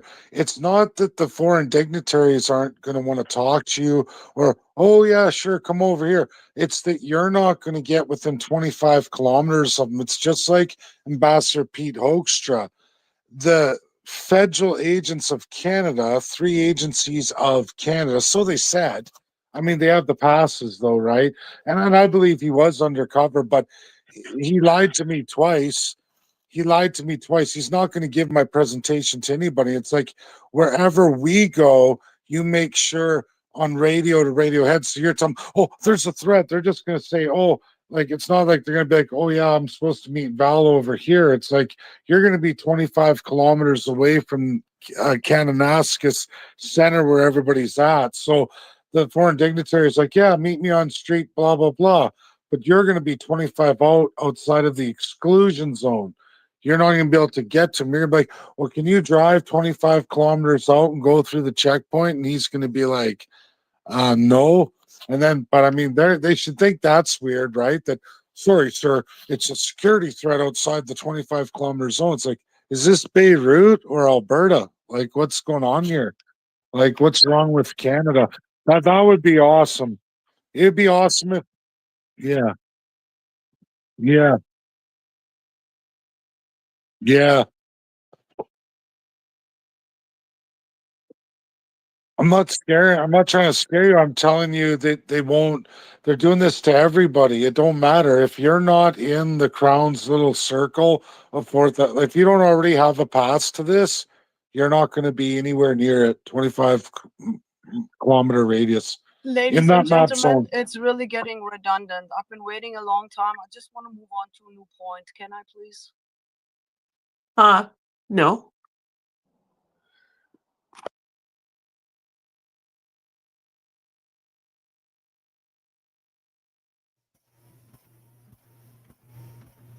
Oh, sorry. Broadcom, Emma Heel had her hand up, so she can go ahead. If you can put your hand up, then we can get to you. Thanks. Okay, so regarding the redundancy here, I think Dave brings up some good points, and Val, he's not trying to scare you. If you go to, let's say, North Korea, or what was that other country I thought of? I can't think, I just lost that. Or Cuba or Russia, maybe, I don't know. And you want to cover some event, they're going to do exactly what Dave said they're doing in Canada. They're going to block off your view of the reality of life in that country, and you can't just come in there and interview whomever you want. And I think that's Dave's point. This is how Canada operates. It's not open, it's not free, it's not honest. You can't just go in and get the information you want because someone said that it's your job. They don't care. The Crown does not care. So unless you follow their narrative, they could care less. So that's where we're at here in Canada. That's the reality. It doesn't matter what your credentials are. I also wanted to speak to what Jonathan said earlier about we the people, responding to what Susan said. Canadians, when our leaders like Mark Carney and Trudeau and anybody, all our leaders get up there and say, Canadians have tasked us with this thing, whatever it is, we Canadians have elected us to do this. They spiel back all the garbage as if we actually elected them to do whatever it is their agenda they want to do. So they lie, lie all the time, and they spin the narrative like no tomorrow. And Canadians, unless you dig a little deeper and go, hey, like I'm older as well, so you kind of clue in and go, what is going on here? How come I don't have a voice? What is going on? And then you start to figure it out. And this is what's going on in Canada. So that's my piece. Thanks. Before we go on to anybody else, I just wanted to bring attention to the topic of the space, which is the SOS to FBI. I posted up in the nest. You could see FBI Director Cash, FBI Bongino. The information in the space is critical. If I could just ask everybody who's in this space now to go ahead and retweet that so that we can get their attention. I think that that's what Dave was talking about earlier. Essentially that we create a campaign to retweet this information so that the FBI would actually get to this space. They would get the information regarding how our PIP system works with illegals made legal, and it'll assist them in being able to basically deal with the border situation in a way that's going to make sense. So yeah, it's up in the nest. It's also in the purple pill. You'll see it there also.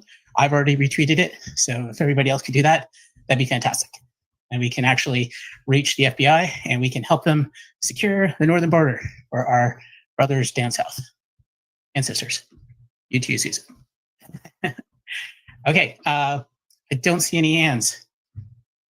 So who's next? Me is next. Abroad, I had go my ahead. hand on forever. Go ahead, Abroad. Actually, I didn't see anything, so sorry about that, but go ahead. Thank you. Hello, everybody. Nice to go through another space. Thank you very much for, going through this effort. It's very time consuming to host a well-researched space, and I just want to make a point of saying that indeed it's very much necessary and it's very important that these spaces are going down. And now what I wanted to get to is basically two-tiered. I have a question because knowing the treasonous, murderous regime that Canada is, not a democracy with hardly any elected officials, I would assume at this point, knowing that the last election also was completely rigged. There is ample proof about that. I don't know if ever anybody mentioned that today, but I don't know how long there hasn't been a real election in Canada. It doesn't seem to be a reason of outrage for the FBI, seeing that they're dealing with our own rigged elections. And there too, many elections have been rigged, not only the one in 2020 or whenever it was. But that set aside, my main criticism in this discussion, in these spaces, remains that we are looking at representatives that are not representatives, that don't act in favor of the people, that are not having a mandate to even represent the people, but, expressing loyalty to the crown, as, Jonathan and many other people explained many times over, which still escapes, I would think, the overall majority of Canadians, or they don't care, and they trust that better, because there sure is many things happening in the United States that one could also be opposed of. Unfortunately, I think the public has a problem distinguishing between, the coming and going of elected officials and the steadiness of the American Constitution. And that's my first part that I really want to talk to. I find it really disturbing how the Trump administration themselves have no regard for the United States Constitution, deporting many individuals who have legal status in the United States. That sets a very bad example, trying to win over Canadians in favor of the United States Constitution, when the current administration doesn't show, they paint themselves as the freedom savers, but when it comes to their own opposition and things that are critical of the allegiance with Israel, for example, then it's a completely different topic. And so it's very mixed signals that are coming from this administration. And Canadians have been knowing the United States for a very long time. And not that I'm defending anything or anything. I'm just saying it's understandable why there is so much rejection of the idea to join the United States. Now then, again, my main criticism, the United States look to people who are not representatives of the Canadian people, instead of, at least expressing the opinion. I don't know what the limitations are in actually helping such an effort, but at least making a point in saying the Canadian people need to decide that themselves. And we need referenda, not only an Alberta referendum, we need a Canada-wide referendum. I know there is efforts underway by private initiatives to actually foster this, but I don't hear a big echo in that, And then the other thing I wanted to ask is, I never wanted to become a Canadian citizen lately, because I don't feel I want to be part of such a treasonous and murderous operation, So I, out of spiritual reasons, am still a permanent resident and a citizen of Germany.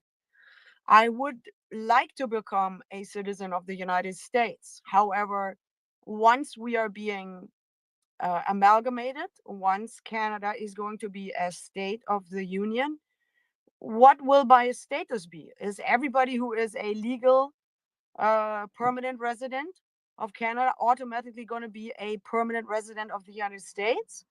Are they going to get citizenship? Are the Canadians going to get citizenship? I kind of really regret I missed the press conference with Hoekstra in Ottawa, and I was wondering if there was anything more concretely transpiring to the actual procedure, to the actual process. And that's my 2 tiers here. Thank you. Abroad. Okay, When you can I say, answer? when Oh, you You can call me say, Marin. Just call me Marin. That's my first name. oh, okay, Merit. When you say legal status in the United States, are you talking green card and visas? Do you know what a permanent resident is? A permanent resident is not a United States citizen. Do you Well, understand that? there's many permanent residents who are legal to work in the United States. That does not mean that they're And, citizens of the United States. And if I may It's just totally finish. different from Germany, totally different from Okay, Canada. you didn't understand. I can cut this short if you like. I know I'm an American, and I I'm know wondering we are when only we are gonna deporting get people that have a violated question for that Jonathan have and violated David. their agreement to be a permanent green card holder or a student visa or a visa holder. Period. If you violate those terms Oh, of I your got my visa question. I or got green my card, question. you You're are not deported. okay. I asked a different question. Okay, maybe Dave or Jonathan can answer my question. Well, they're not American, so they have no idea. Yeah, abroad. Well, I think I can answer a little bit. I know Dave can. I can answer some things. So Go ahead, Dave. our immigration will be terminated in Canada as the 51st state, meaning everything that's American in immigration laws become Canada's immigration laws, meaning the permanent residence program between federal Canada and USA itself are very close to the same, but they have naturalization laws. And like, I believe that was Susan, right? Susan, you were speaking, or was it Yes, that was me, Rusty? darling. Yeah. So they have naturalization laws, just like was trying to articulate, that if you violate federal laws, you will lose all those things. Meaning, if you're not a citizen, you're a permanent resident, or even if you're not a permanent resident, but you have a green card or you're a student visa, you're gone. There's all kinds. I think they got 8 different situations you could be in, more than even Canada. You'll be gone if you violate their laws, right? But you have to pursue a path to citizenship in the United States. It's called naturalization. But there's lots of people who remain permanent residents forever in the United States. I know there's a pile in Florida, Germans. I know a good group of Germans who remain permanent residents because Germany gives you your pensions, your social programs while you're in the United States. Canada won't do that. Canada will cut you That off is after totally 6 months. true. You cannot receive anything from Germany, from a German government, if you have residence in the United States. I don't know what your sources are. That might but be like, true, but what I'm saying is we have what's called snowbird, and I know there's Germans in Florida from Germany. I'm not saying they're permanent residents, but they've been hanging out there a long time, claiming all of their stuff, whereas a Canadian Okay, has let to me go explain back that to every you, 6 months. Okay, that's because There's actually, I could share a news article on it. There's another guy who talks about. I personally know Germans who do that in Florida, and Germany doesn't you like don't think it. I know any Germans who do that? I But want to anyway, explain to you how that works, May David. I, Do you want to know or do you not want to know? well, I may, don't know why you're so angry. I just Okay, answering your question. I just Marin, like to I Marin, just like to Marin, Marin, contribute Marin, what Marin, I Marin, know. Marin, Marin, Marin. I just If you're have going a to speak, just wait until people are done speaking, then you can answer. Okay. Otherwise, talking over people, nobody can understand anything. Jonathan, may I just answer the question in one simple phrase? You got your hand up, so you got dibs. Go ahead. Okay. Our permanent residence is like the green card in the States. As simple as that. If you reside in another place, you lose it. The green card, you lose it if you reside for X amount of time outside the United States. The same in Canada. So permanent residence, it can become, this is what I think will happen, they will become green cards. Canadians will become citizens. As simple as that. Sorry. Okay, That let is me correct. repeat that if I understood that right. Okay. In my case, where I am a permanent resident of Canada, I would automatically become a permanent resident of North America, of the amalgamated North America. Is that correct? Let's call it yes, because permanent resident is the same as green card. Yes, you look. This So is I would my. be legal to I'm work just. over No, all I over the wouldn't. United I States. don't Every agree with single any of state I that. would be I'm just legal to going to work. tell everybody I'm this one point. I will never make up stuff about the United States. There's no guaranteed there is no green guarantee. card Yeah. for being a permanent guarantees. resident. But that's the way. Those are the comparables. The permanent residence is comparable to the green card in the States. Now, in negotiation, anything can happen. So I will recommend you to get your Canadian citizenship. Honestly, my spirituality wouldn't allow that. Okay, that's your choice. I mean, I can't be part of such a murderous regime. I didn't come here for that. I want to live free. And I can't even, like, everything I write on Facebook, it's being shadow banned. I don't have the prospect even. I should be a refugee. I should claim refugee status with the United States because I can't do anything in Canada in my profession because just like Val, we're being shut off from the information, and then what we try to release into the public realm as it is our job, we we are being our exposure is downplayed, and the algorithms are manipulated by the rulers and the secret services of this world. That's a common assessment now that space like X Spaces and other social media are like the playing field of, Mossad meshed secret services from like all over, not only United States, but it's ridiculous to want to be having a career in the publishing realm.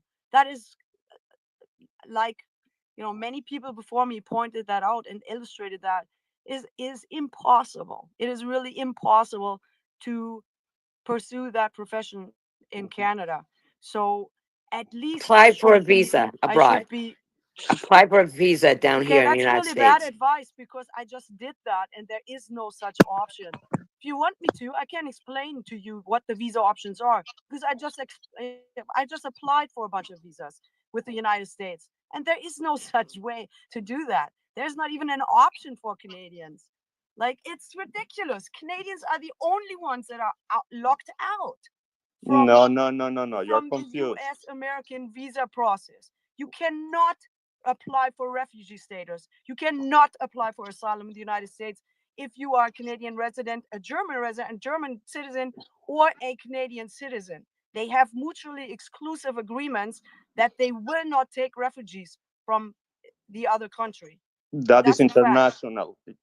I'm sorry, Susan. That's your name, no? That is an international agreement.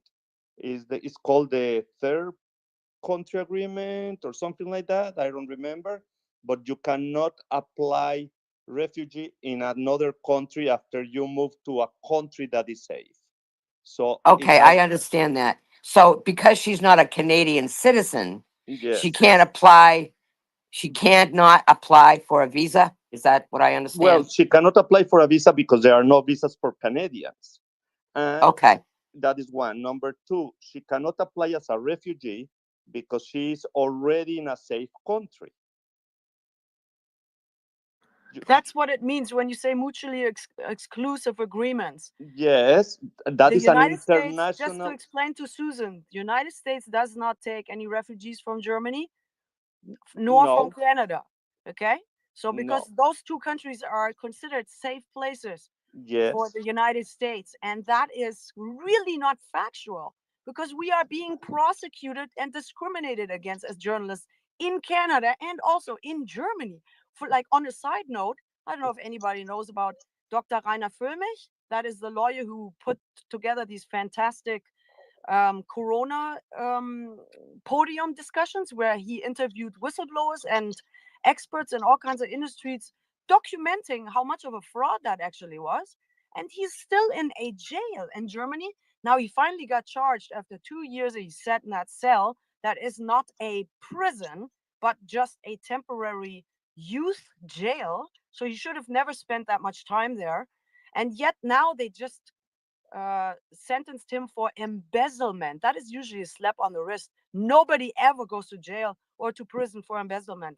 The whole thing is a political show process that makes me scared to fly to Germany. I haven't seen my family in years and years because I fear for a prosecution in my own home country. Nobody knows that even. And yet I cannot apply for asylum status in the United States. And so my life goes and drizzles and drips away, not ever accomplishing anything because I'm discriminated against everywhere I go. My every move is being observed and broken down and stopped and stalled and silenced.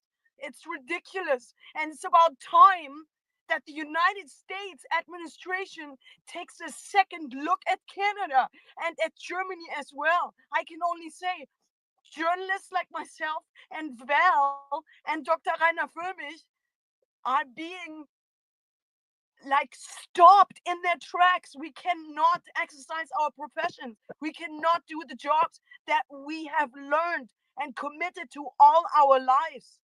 That is incredible. That is absolutely unheard of. And it really makes you wonder what the role of the FBI and the CIA actually is in all this. Looking at the mesh that they form in social media now with Mossad-inspired networks and Mossad-connected, the whole surveillance, if you recently looked in the visa surveillance, I'm calling it surveillance programs because that's what it is, but the visa applications I originally wanted to say, these are all constitutionally very questionable applications that trample on the rights and trample on privacy of travelers, and in fact represent the abolishment of the First Amendment. That's exactly what it is, because it absolutely curtails free travel and free assembly, and therefore it needs to be really questioned. What role actually does the FBI play in this, subjecting free, tolerant, American-minded, Western-oriented travelers to these unconstitutional surveillance programs that are we know where they're coming from. That is all the startup IT companies that programmed this stuff around Epstein. That is financed by the Epstein millions out of blackmail. Okay, you know who I'm talking about. But this is why we cannot do our jobs. And we cannot apply for asylum in the United States. Okay? I know it's getting redundant here, but it cannot be underestimated how much of a wrench that is in any reasonable information distribution to even come to a position to make an informed decision whether or not Canada should be independent and for once maybe get their own constitution that is going to be ratified in Canada, or join the United States and hence have access to that market that the corporations have access to, but the people have not. What kind of equality is that? It is all in favor of the corporations. Susan, I'm like, it's a really big topic, and it's hard to focus it because there is an onslaught on individual freedoms from many different sides, and I hope I explained at least some of it right now. Susan, I understand your frustration. But no, that's not Susan. I'm Susan. Oh, I'm sorry. The Broadcom that was speaking. My name is Maren. Maren, sorry. Maren, I understand your frustration, but there is no such a right of freedom of traveling within other countries. Every country put their own restrictions. It's a privilege, not a right. It's a right, and it's your right in the United States Constitution, First Amendment, free assembly. I recommend you read it. That's for American citizens, not for the whole world. You're signing when and where you're a citizen and you're not. That's the thing we established. Susan even asked you, are you an American citizen? No. Are you a Canadian citizen? No. And when you start saying that the Constitution says this, it says that, yeah, if you're a Canadian for the Canadian Constitution, if you're an American for the American Constitution, that's why we got to stop all this wordplay with folks. And I do get frustrated with a lot of people because they'll come up on certain terms, and then they start grabbing things out of the sky saying, hey, that applies to me because I want it to, but you're not a citizen, so it doesn't apply to you. This doesn't apply to you. That doesn't apply to you. As I know we were about to hear, immigration is per nation. It's part of each nation's national security. They assign it, not some world government or international law. There may be mechanisms in unions, like within the USA, the United States, they have mechanisms within themselves, just like European Union. They even have their own legal system between those 28 countries. Germany's one of them. But when you start leaving that stuff, Canada and its shitty Commonwealth, it has its system. We don't get to just jump around and say, well, it applies here because I want it to, or I get this right out of this constitution because I traveled there. Doesn't work like that. And that's what we all gotta just take a deep breath.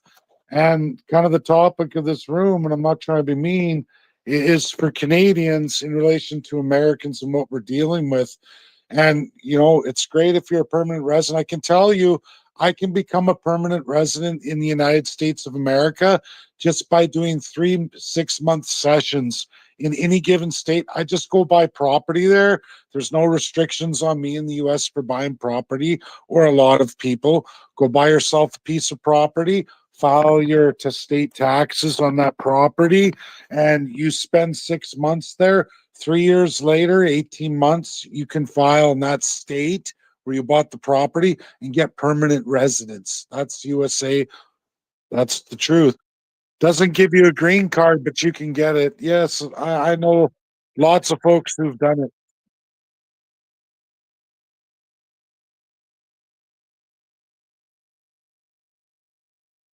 I never said asylum No, status. didn't I say said asylum. permanent resident. Property. Permanent he's- resident. You can buy American property. Anybody can. German, USA, if they got a trade arrangement with you, you're welcome to buy their property. It's not reciprocal, but Americans make it so you can buy their property. And you can. And if you do 6 months, I'm not going to argue with people because I know these things are all true. It's people are saying you can't, you can't. Yes, you can. USA doesn't restrict foreigners from buying property. Or maybe Okay. you can So, publish the all right, documents guys. how to do that, because We've- I've never we've- heard that. Emma's next. Emma. Actually, Rusty was next. She had her hand up first, then Emma, then Kejovic, and then Susan. Go ahead, Rusty. Thank you. I guess, well, I mean, when I came up, I started to ask Marin, but then she kind of answered my question a little bit about like, why are you, this is just kind of what I don't get. Why, I get some countries, why they're seeking to flee, but somewhere like Germany, I mean, and you're sitting here listening to the spaces, and I'm sure that you've heard the struggles that Americans are facing. I mean, we're really having to fight for our own country right now. And we're not there yet, you know. We only have Trump for 3.5 more years. We've got a lame duck Congress that's not going to codify anything, it looks like, you know. So we're fighting. We don't want somebody that's just going to come in to use our country and then skip out whenever it's convenient for them. We want real patriotic Americans that want to fight. And I guess if you look around at all the civilized countries, they're all going through some form of this. So, I mean, you're going to have to stand up and fight somewhere, sometime, at some point. And I would suggest doing it in your own country, because we're all having to do it. You're sitting here listening to what Canadians are having to deal with. So, I mean, I'm not trying to discourage, people that are fleeing real persecution and genocide, but I think the immigration has gone way, way too far. And it's honestly, it's been used as a weapon. I mean, let's just call it what it is. That's exactly what's been going on, and I'm not down with it. Dave, very disturbing to learn that. We definitely need to change that, because I don't, which I kind of knew that was correct. don't be spreading that around in the spaces. You know what I mean? Because we don't, we need to change that. Nobody should, we should not have other countries like China buying up so much of our farmland, and especially around our military bases. So Trump's wise to that, and I'm really hoping we can get something done to nix other people from coming in like that. And again, we are a nation of immigrants. That's the way we were built, but this is being used as a weapon, and it's concerning. So anyway, I don't know. That's what I wanted to add. Thank you. I just want to add something to that, Rusty, is that permanent residence does not quantify into a green card. You can get permanent residence by doing the snowbird thing. Lots of Canadians do it. And that's what I think people are missing here. I'm young. That's why retiree people do it, because they have an income. I'm still young. So I go to try that. It's not that I don't want to buy property there, but without a green card and the ability to work, how long are you going to make it, right? You're going to blow through your money, and then you're going to be back here. And that's why it's not like it's a well-known fact. It's just nobody does it until they're after retirement and they're on the pension plan where they have a monthly income. It's like, I don't care anymore.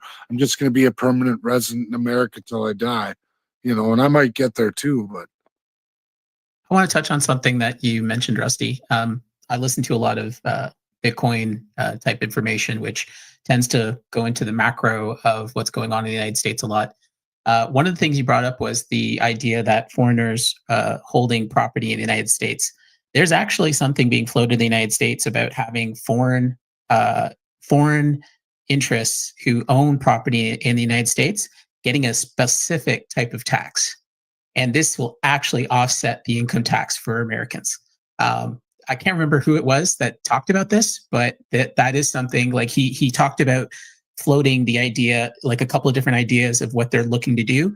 And they think that is going to be the most politically acceptable solution, is taxing foreigners. And it won't be huge. It'll be like 2%. And all they got to do is get to the $600 billion mark. And just by taxing 2% of the holders in the United States, which would be acceptable to most foreign holders, they could actually make that up, and Americans will be tax-free, or income tax-free, not tax-free. So that's actually being floated. I just wanted to add that little tidbit because I pick up on this kind of macro stuff that's going on in the world. Okay, go ahead, Emma Hill.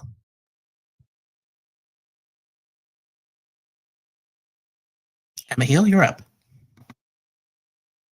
Oh, sorry, had my mic off.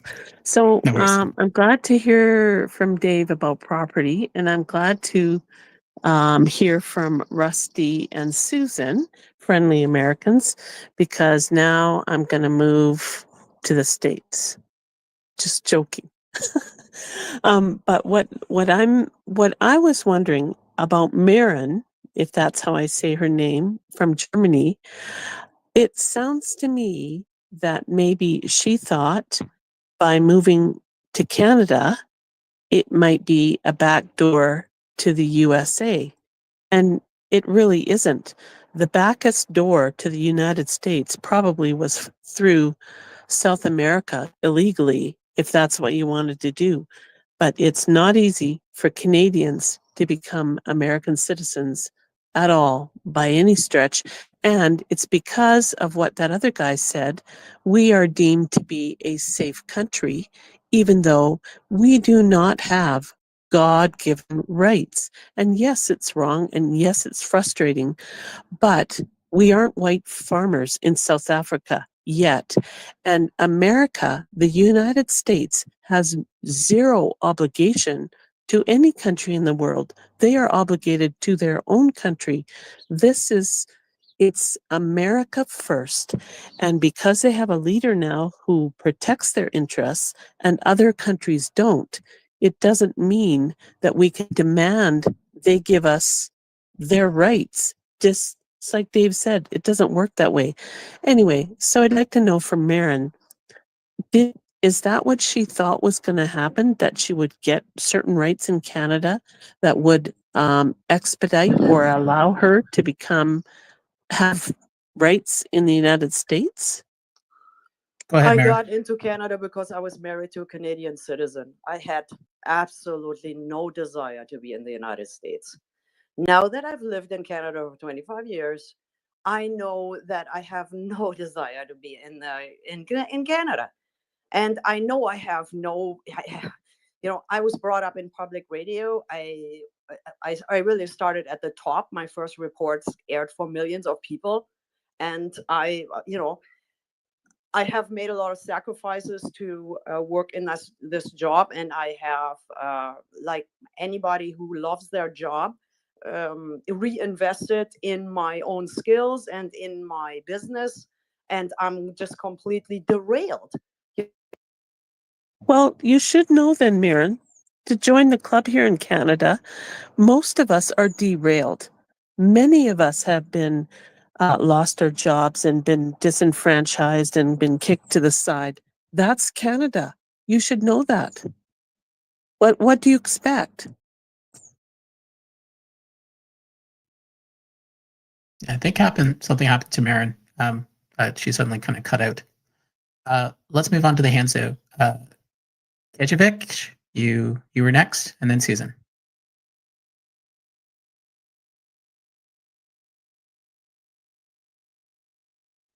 Oh, hey. Yeah, so I was thinking about how I saw that Dan Bongino statement about the crime going on in the West, and like a convergence of organized crime. And I wonder,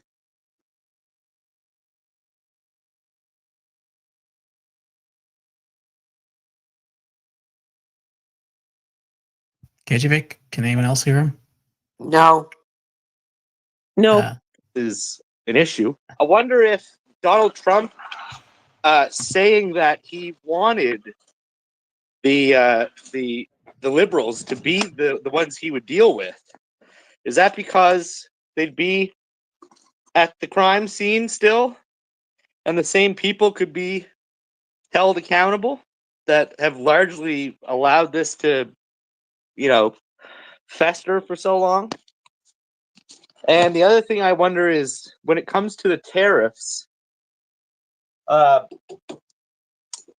Trump he's got all of the tariffs pretty much with the.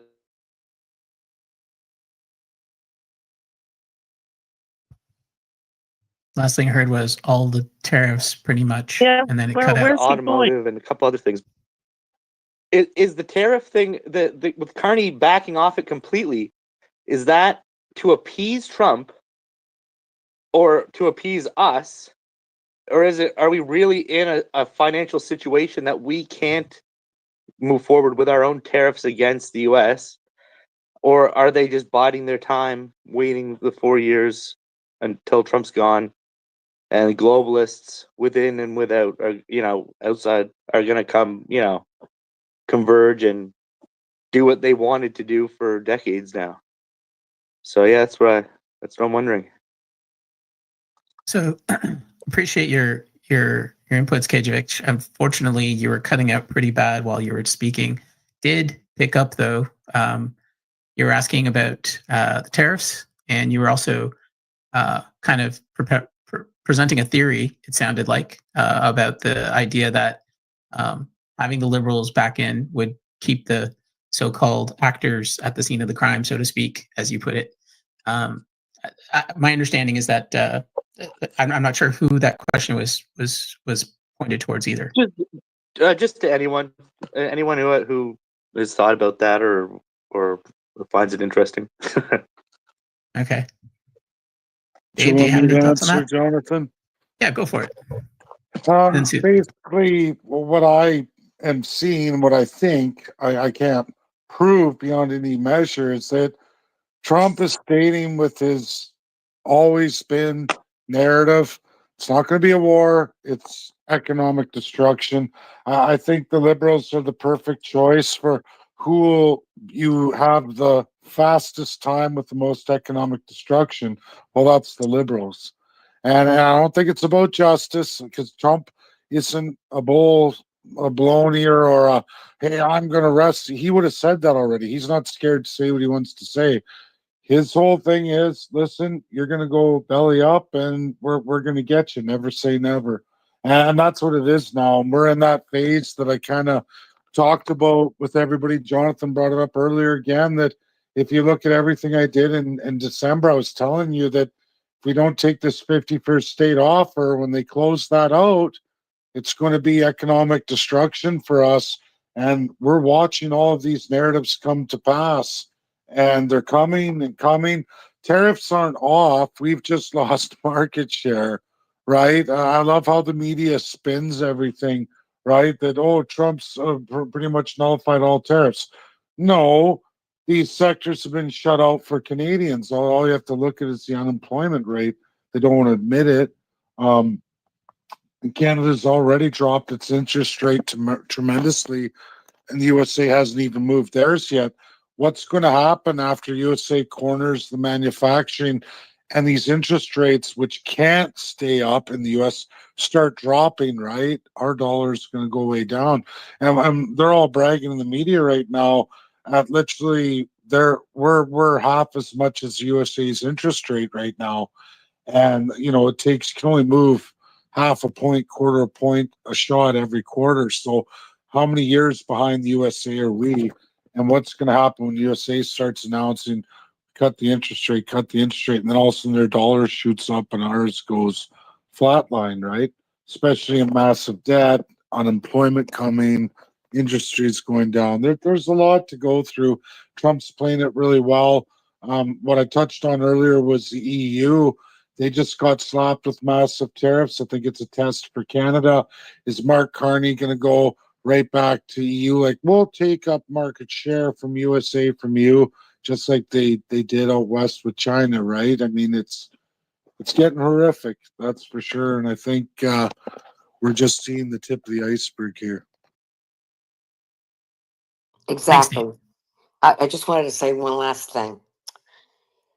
Even if you are a naturalized citizen in this country, like Ilhan Omar, and I can name another few, and that you become anti-American, and she's a congresswoman, anti-American, threatens American sovereignty, supports Somalia more than she supports the United States, you can be deported. You lose your naturalization citizenship and you are deported. I don't know whether very many people know that, but if you are, like I said before, it is a privilege to have a visa, student visa, or green card in this country. You break the terms of these three articles, three green card, student visa, naturalization. You break the terms in your oath to the United States of America, you lose it and you are deported. And the 300 Hamas supporters out of Columbia University, I don't know why they didn't think that they wouldn't be caught, have all been deported. And several, at least 100 from Harvard University. So they want to play the games. They want to come to this country and start trouble and think that they can get away with it because they have a student visa and blah, blah, blah, blah, blah. Well, maybe under Biden you could do it, but not under my president, Donald J. Trump. Thank you, All Susan. enemies, foreign and domestic, right, Susan? That's right. That's right. Those are the oaths that my husband and my sons took. Okay, Marin, I know that you lost connection and you came back. You were in the middle of giving a response to Emma Heel. Go ahead. Thank you. My app crashed for some reason. Now, there is so much to say to all of these things, and I would assume that any president is subjected to the laws that apply to this case now. Therefore, honestly, you can't just deport people. You know, there is process. I mean, actually, there is a few lawsuits in the state of Massachusetts on those cases, as a matter of fact, and it looks like the judges are very much in favor of lawful process. That would entail to give people at least a notice that they're going to be deported. it was also alleged that it was falsely represented to the judge that the person in question had consented to their own deportation, even so an immigration judge had previously decided that that person was not going to be deported because there was a threat of prosecution and torture in the country of origin. So that being said, He's an illegal alien. okay, If I he's just an want to finish illegal my point, alien, please. he gets deported. Period. Yeah, that those people were all, well, they had legal status. Let's put it that way. Whether or not that is even lawful is a different question. I agree with that. We can join there if you like, Susan. But in any case, my situation is this, and I appreciate this discussion because it makes me understand what actually irks me about this, is that to be of one or the other nationality or origin doesn't make for patriotic people or loyal people. And you shouldn't also not be loyal to authority that is breaking the law. In fact, to me, it's the most American thing to question authority when they are not lawful. And then my question still remains unanswered, because traveling is not a privilege, that is a right. And that is the right of Americans, first and foremost, North Americans, that is. Free These travel. people aren't Now, if American. I just You're may missing finish the that, point. I just want to finish my point, please. Thank you. That is so because of the United States Constitution being an amalgamation of the great law and the modern American laws. And there is free travel guaranteed. You all gotta just ask your indigenous peoples, they can sing you a song about these things. So then you got to understand, like in my case, for example, I was outraged when the mandates happened. That was the most un-American thing that ever happened in Canada. And I went into the convoy to Ottawa and embedded in my minivan patriotically. And then I reported from the convoy live on Dr. Rainer Förmich's show. Okay. So in my eyes, I was very patriotic. I stood up for freedom and I spoke out against government overreach and unlawful mandates.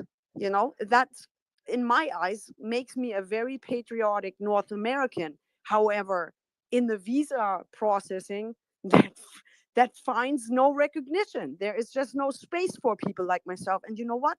I'm only, I had it the easy way. There's still people in jail and in prison for their resistance to this unlawful government overreach by the Canadian government. And, similar experiences are known for some of the states as well in times of this manufactured crisis that was just a big scare and really nothing scientifically substantiated at all. Now, this is why I am frustrated with the existing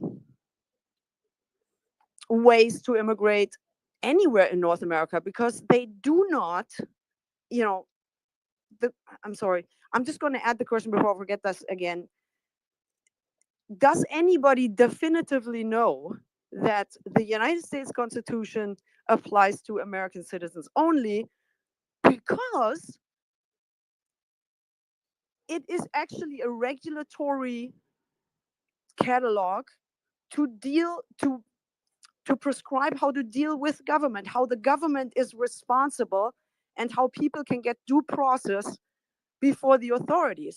Therefore, the United States Constitution applies to anybody who has dealings with the United States government. Can I answer No, this for it you doesn't. really quick and the simply? people. It No. regulates the government of the United States. Can I Okay. answer this real quick and Yeah. simply? In Marion, my you put your idea, I am a Constitutional. very Marion. patriotic North American, and I'm just trying to get away from the discrimination and the complete, undermination of my profession. I just want to work in freedom. Like, I Well, just why want to don't be you talk free. to I Okay. just Lakin want to live, Riley's mom? in respect of Talk the to laws, her and I mom. want a government that also respects the laws that I abide by. That's all I'm trying to do. And yet I cannot apply for any kind of immigration to the United States. That's all Well, I'm saying. that's Mary, not our Okay, Mary. problem. That's your problem. And second of Mary, all, these you people want an entered this American. country illegal. These people entered my country illegally. That's against federal law and immigration law. You entered this country illegally, you're going to be booted out and sent back to your country. If you're a murderer, rapist, money launderer, child molester, whatever, you're out of here. Don't tell me about due process. These people don't belong and don't get due process. They're out of this country. Yeah, I was expecting that from Susan. That It's is really pretty clear. useless to throw all these people in one pot. Let One case me is let me like, just you know. explain You asked the something question. here, and Dave's I want to gonna give answer the it. answer. Go ahead. So everybody asks about all foreigners, regardless of status, and I'll get to that in a minute. But this is the power of the Constitution over immigration goes to the Congress, where the judicial branches at district level, you can look at certain states where cases were brought, but it's the district level, and they made decisions, and then those become precedent law. So Congress has the power over immigration. Justices at district level have interpreted, made decisions from there. Do foreigners get rights in America? Yes, and all throughout your status. But as though it can be given, they can be taketh away too. And the Constitution says that as well. The Constitution's designed where they do a best job to process people, but it's not designed for, hey, let's manipulate, let's make a loophole, let's do what we want. That's not how the founding fathers designed it. They actually left it up really good. And what people got to remember too is if something's not brought up in the federal constitution, it's not specifically stated, that means each state gets an authority. And of course, when we get to illegals, state authority and National Guard. You know what I mean? When you start to look at the Constitution, you realize they were pretty smart what they were doing and how to deal with people even when they try to breach the U.S. Constitution or manipulate it. And it's getting cleaned up really fast. And what's nice is new laws in the Congress will change all of that. So, yeah, it's what it is. I want to apologize for my anger, but that just really made my head explode. My country is not a goddamn country that allows just every Tom, Dick, and Harry, 25 million, maybe more, into my country to rape and pillage and murder and child traffickers. And boo-hoo! The Maryland man. We had congressmen going down to El Salvador to try to get him out. He was in his home country, for God's sakes. He was MS-13. He was a trafficker. He was trafficking human beings. So don't listen to the people in Massachusetts. I'm from Massachusetts. Let me tell you, there are a bunch of goddamn leftist judges up there that are anti-American and anti-country. So don't tell me about Massachusetts. There are a bunch of goddamn leftist pukes. A lot of it has to do with funding too. We go through it in Canada. Just for another side of this equation for Americans, when you're a subject and USA is not perfect, right? So there's some broken things. And when you see those district systems, remember, federal funding finds its way through illegal immigration. Judges hear these courts, they keep the cyclical system going. Jonathan rolls it really good too, right? The fat heifer on the couch, right? It only gets bigger, it eats more. And really that's what's happened here. So for Americans, what you're seeing at the state level, because there's nothing's been rolled out.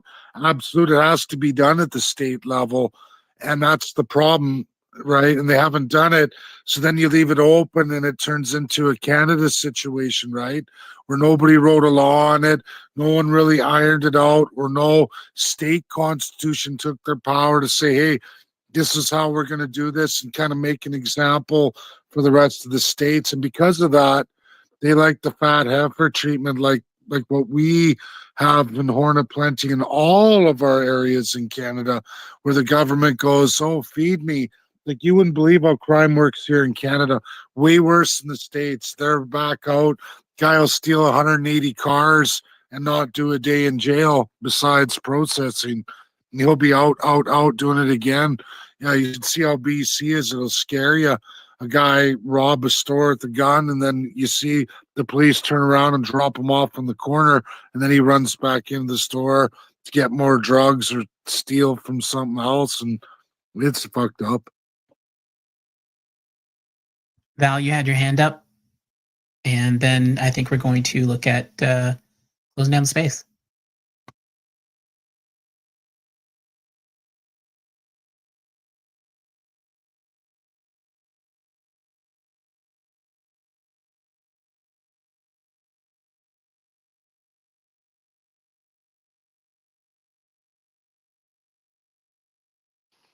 Well, we have media. We have Fox News. We have Newsmax. That's, this is where we get our information from. And the problem is these are Obama and Biden appointed judges. They're very far left wing. They believe in open borders, and they're fighting. I mean, these district court judges think they have Article 2 privileges, power. It clearly states that the Secretary of State and the President of the United States has jurisdiction over foreign policy, and that includes getting rid of illegal aliens. The minute you cross that border illegally, you are violating a federal law, immigration law. Therefore, you are deportable. Our southern border is basically closed. One person got through last week. One. It used to be, are you ready for this? 30,000 a day came in under Biden. 30,000 a day, maybe more. They're thinking maybe 50 million came in instead of the 25 million they're saying. So we have a problem on our hands. We're going to get rid of these son of a bitches, excuse my French on a Sunday. We're going to get rid of them, and we're going to get rid of them all. If you have a green card and you're committing crimes and you're speaking anti-American things, you're gone. You lose your privilege. Do you understand? It's a privilege to get a visa or a green card or a student visa in this country. We're just not one country. We're just not any country. We're the United States of America, and we have rules and regulations. And if you come to this country as a good citizen, look up Teddy Roosevelt's view on immigration. You can Google it. Just write Teddy Roosevelt's view on immigration. If you come to this country no wanting to be American, but think that you're something else also, you're not American at all. Period. And as for dual citizenship, I am totally against dual citizenship within our government, within our local government, within our state government. You should not have dual citizenship in our government. You want to be a Canadian and come here and have dual citizenship? Although I did ask a gentleman yesterday in a space, he's a dual citizen with Canada. He's living in Idaho. And I said to him, God forbid, just hypothetical, if there was a war between Canada and the United States, because he was going back at me about saying about dual citizenship. I said, but if there was God forbid, there was a war between Canada and the United States, which country would you fight for? He goes, well, it depends upon what the situation was. And that's all I needed to hear. So there you go.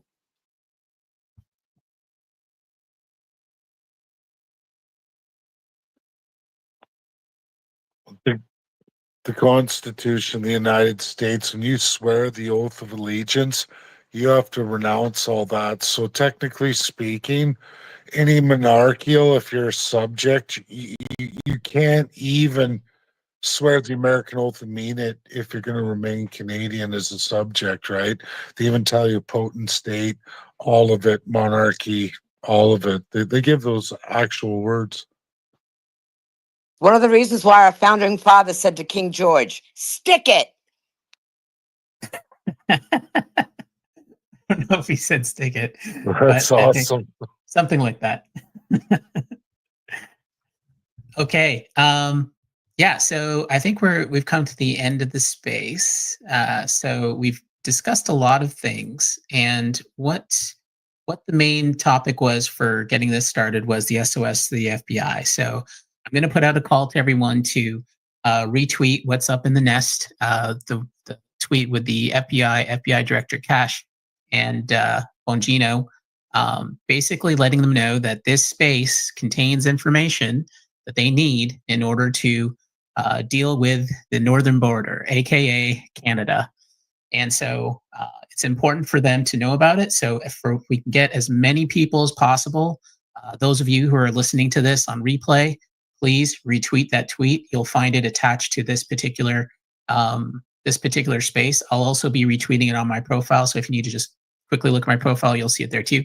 But yeah, so it's important because they don't know what they're dealing with. It'll take them longer to deal with it, which means the fentanyl crisis will continue and more Americans will die. So you can help save more Americans. You can help us in Canada also by pinning up these illegals made legal with this effort.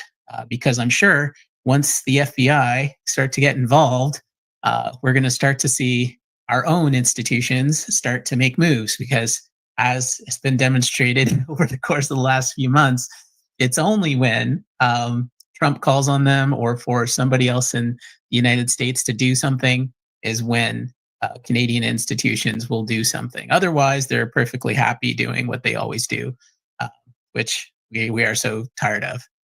So we also talked about a number of topics around immigration and about the Constitution in the United States. We've also talked about what it means to be an American, and also I think that as far as the space goes for the war on America with Canada Exposed, it's important for us to remember the long game here, which is for those people who are here, you're here because you're interested in the 51st state discussion. I think today we recognize from some of the discussion that the best way or the best outcome that could happen for Canadians is to become the 51st state. We would inherit all the attributes that Susan and others in this space have talked about of becoming Americans per se, but we would also have the wonderful privilege of being able to form our own state constitution for the very first time. And that would give the people an opportunity to remake Canada from what matters to us rather than to what matters to a crown politician class who have been installed by Great Britain over 100 years ago. So we can now be able to reclaim our nation per se. And it will take the form of a state. Doesn't mean that we are giving up on Canada. It means we're upgrading Canada and giving the people a chance to be a part of that and to have a nation that reflects their values, their soul, rather than that of a crown class, which has no interest in what the people are doing or what they care for the future of our nation. So with that said, I want to remind everybody that this is put on through the Canada 51st State Discussion community. If you're not a part of that community, I highly recommend you join it. We're sharing information there all the time on 51st State Discussion topics. This one touches on it. And then we do this every week at 4 p.m. Eastern Standard on Sundays. Next week, we have a special guest speaker who's coming, Bruce Party. He is a very well-known speaker in the spaces, in various spaces. He's going to be discussing the pitfalls or avoiding the potential pitfalls of a new Alberta. So it would align very well also with the potential pitfalls in forming the 51st state of Canada. So it'll be a great topic. I highly encourage everybody to come next week and join us in that and prepare your questions. In the meantime, though, again, let's get that SOS to the FBI out, retweet out to the FBI on the topic of this space so that they can get it and we can help be able to put an end to the craziness happening on the US-Canadian border. So hope everyone does well over the course of next week. We're going to be having some exciting things happen in Canada. So let's cross our fingers that the pain isn't going to be too great and that there'll be more movements towards what we're all looking for. So remember, if you're Canada first, you're probably thinking 51st. Take care, everybody.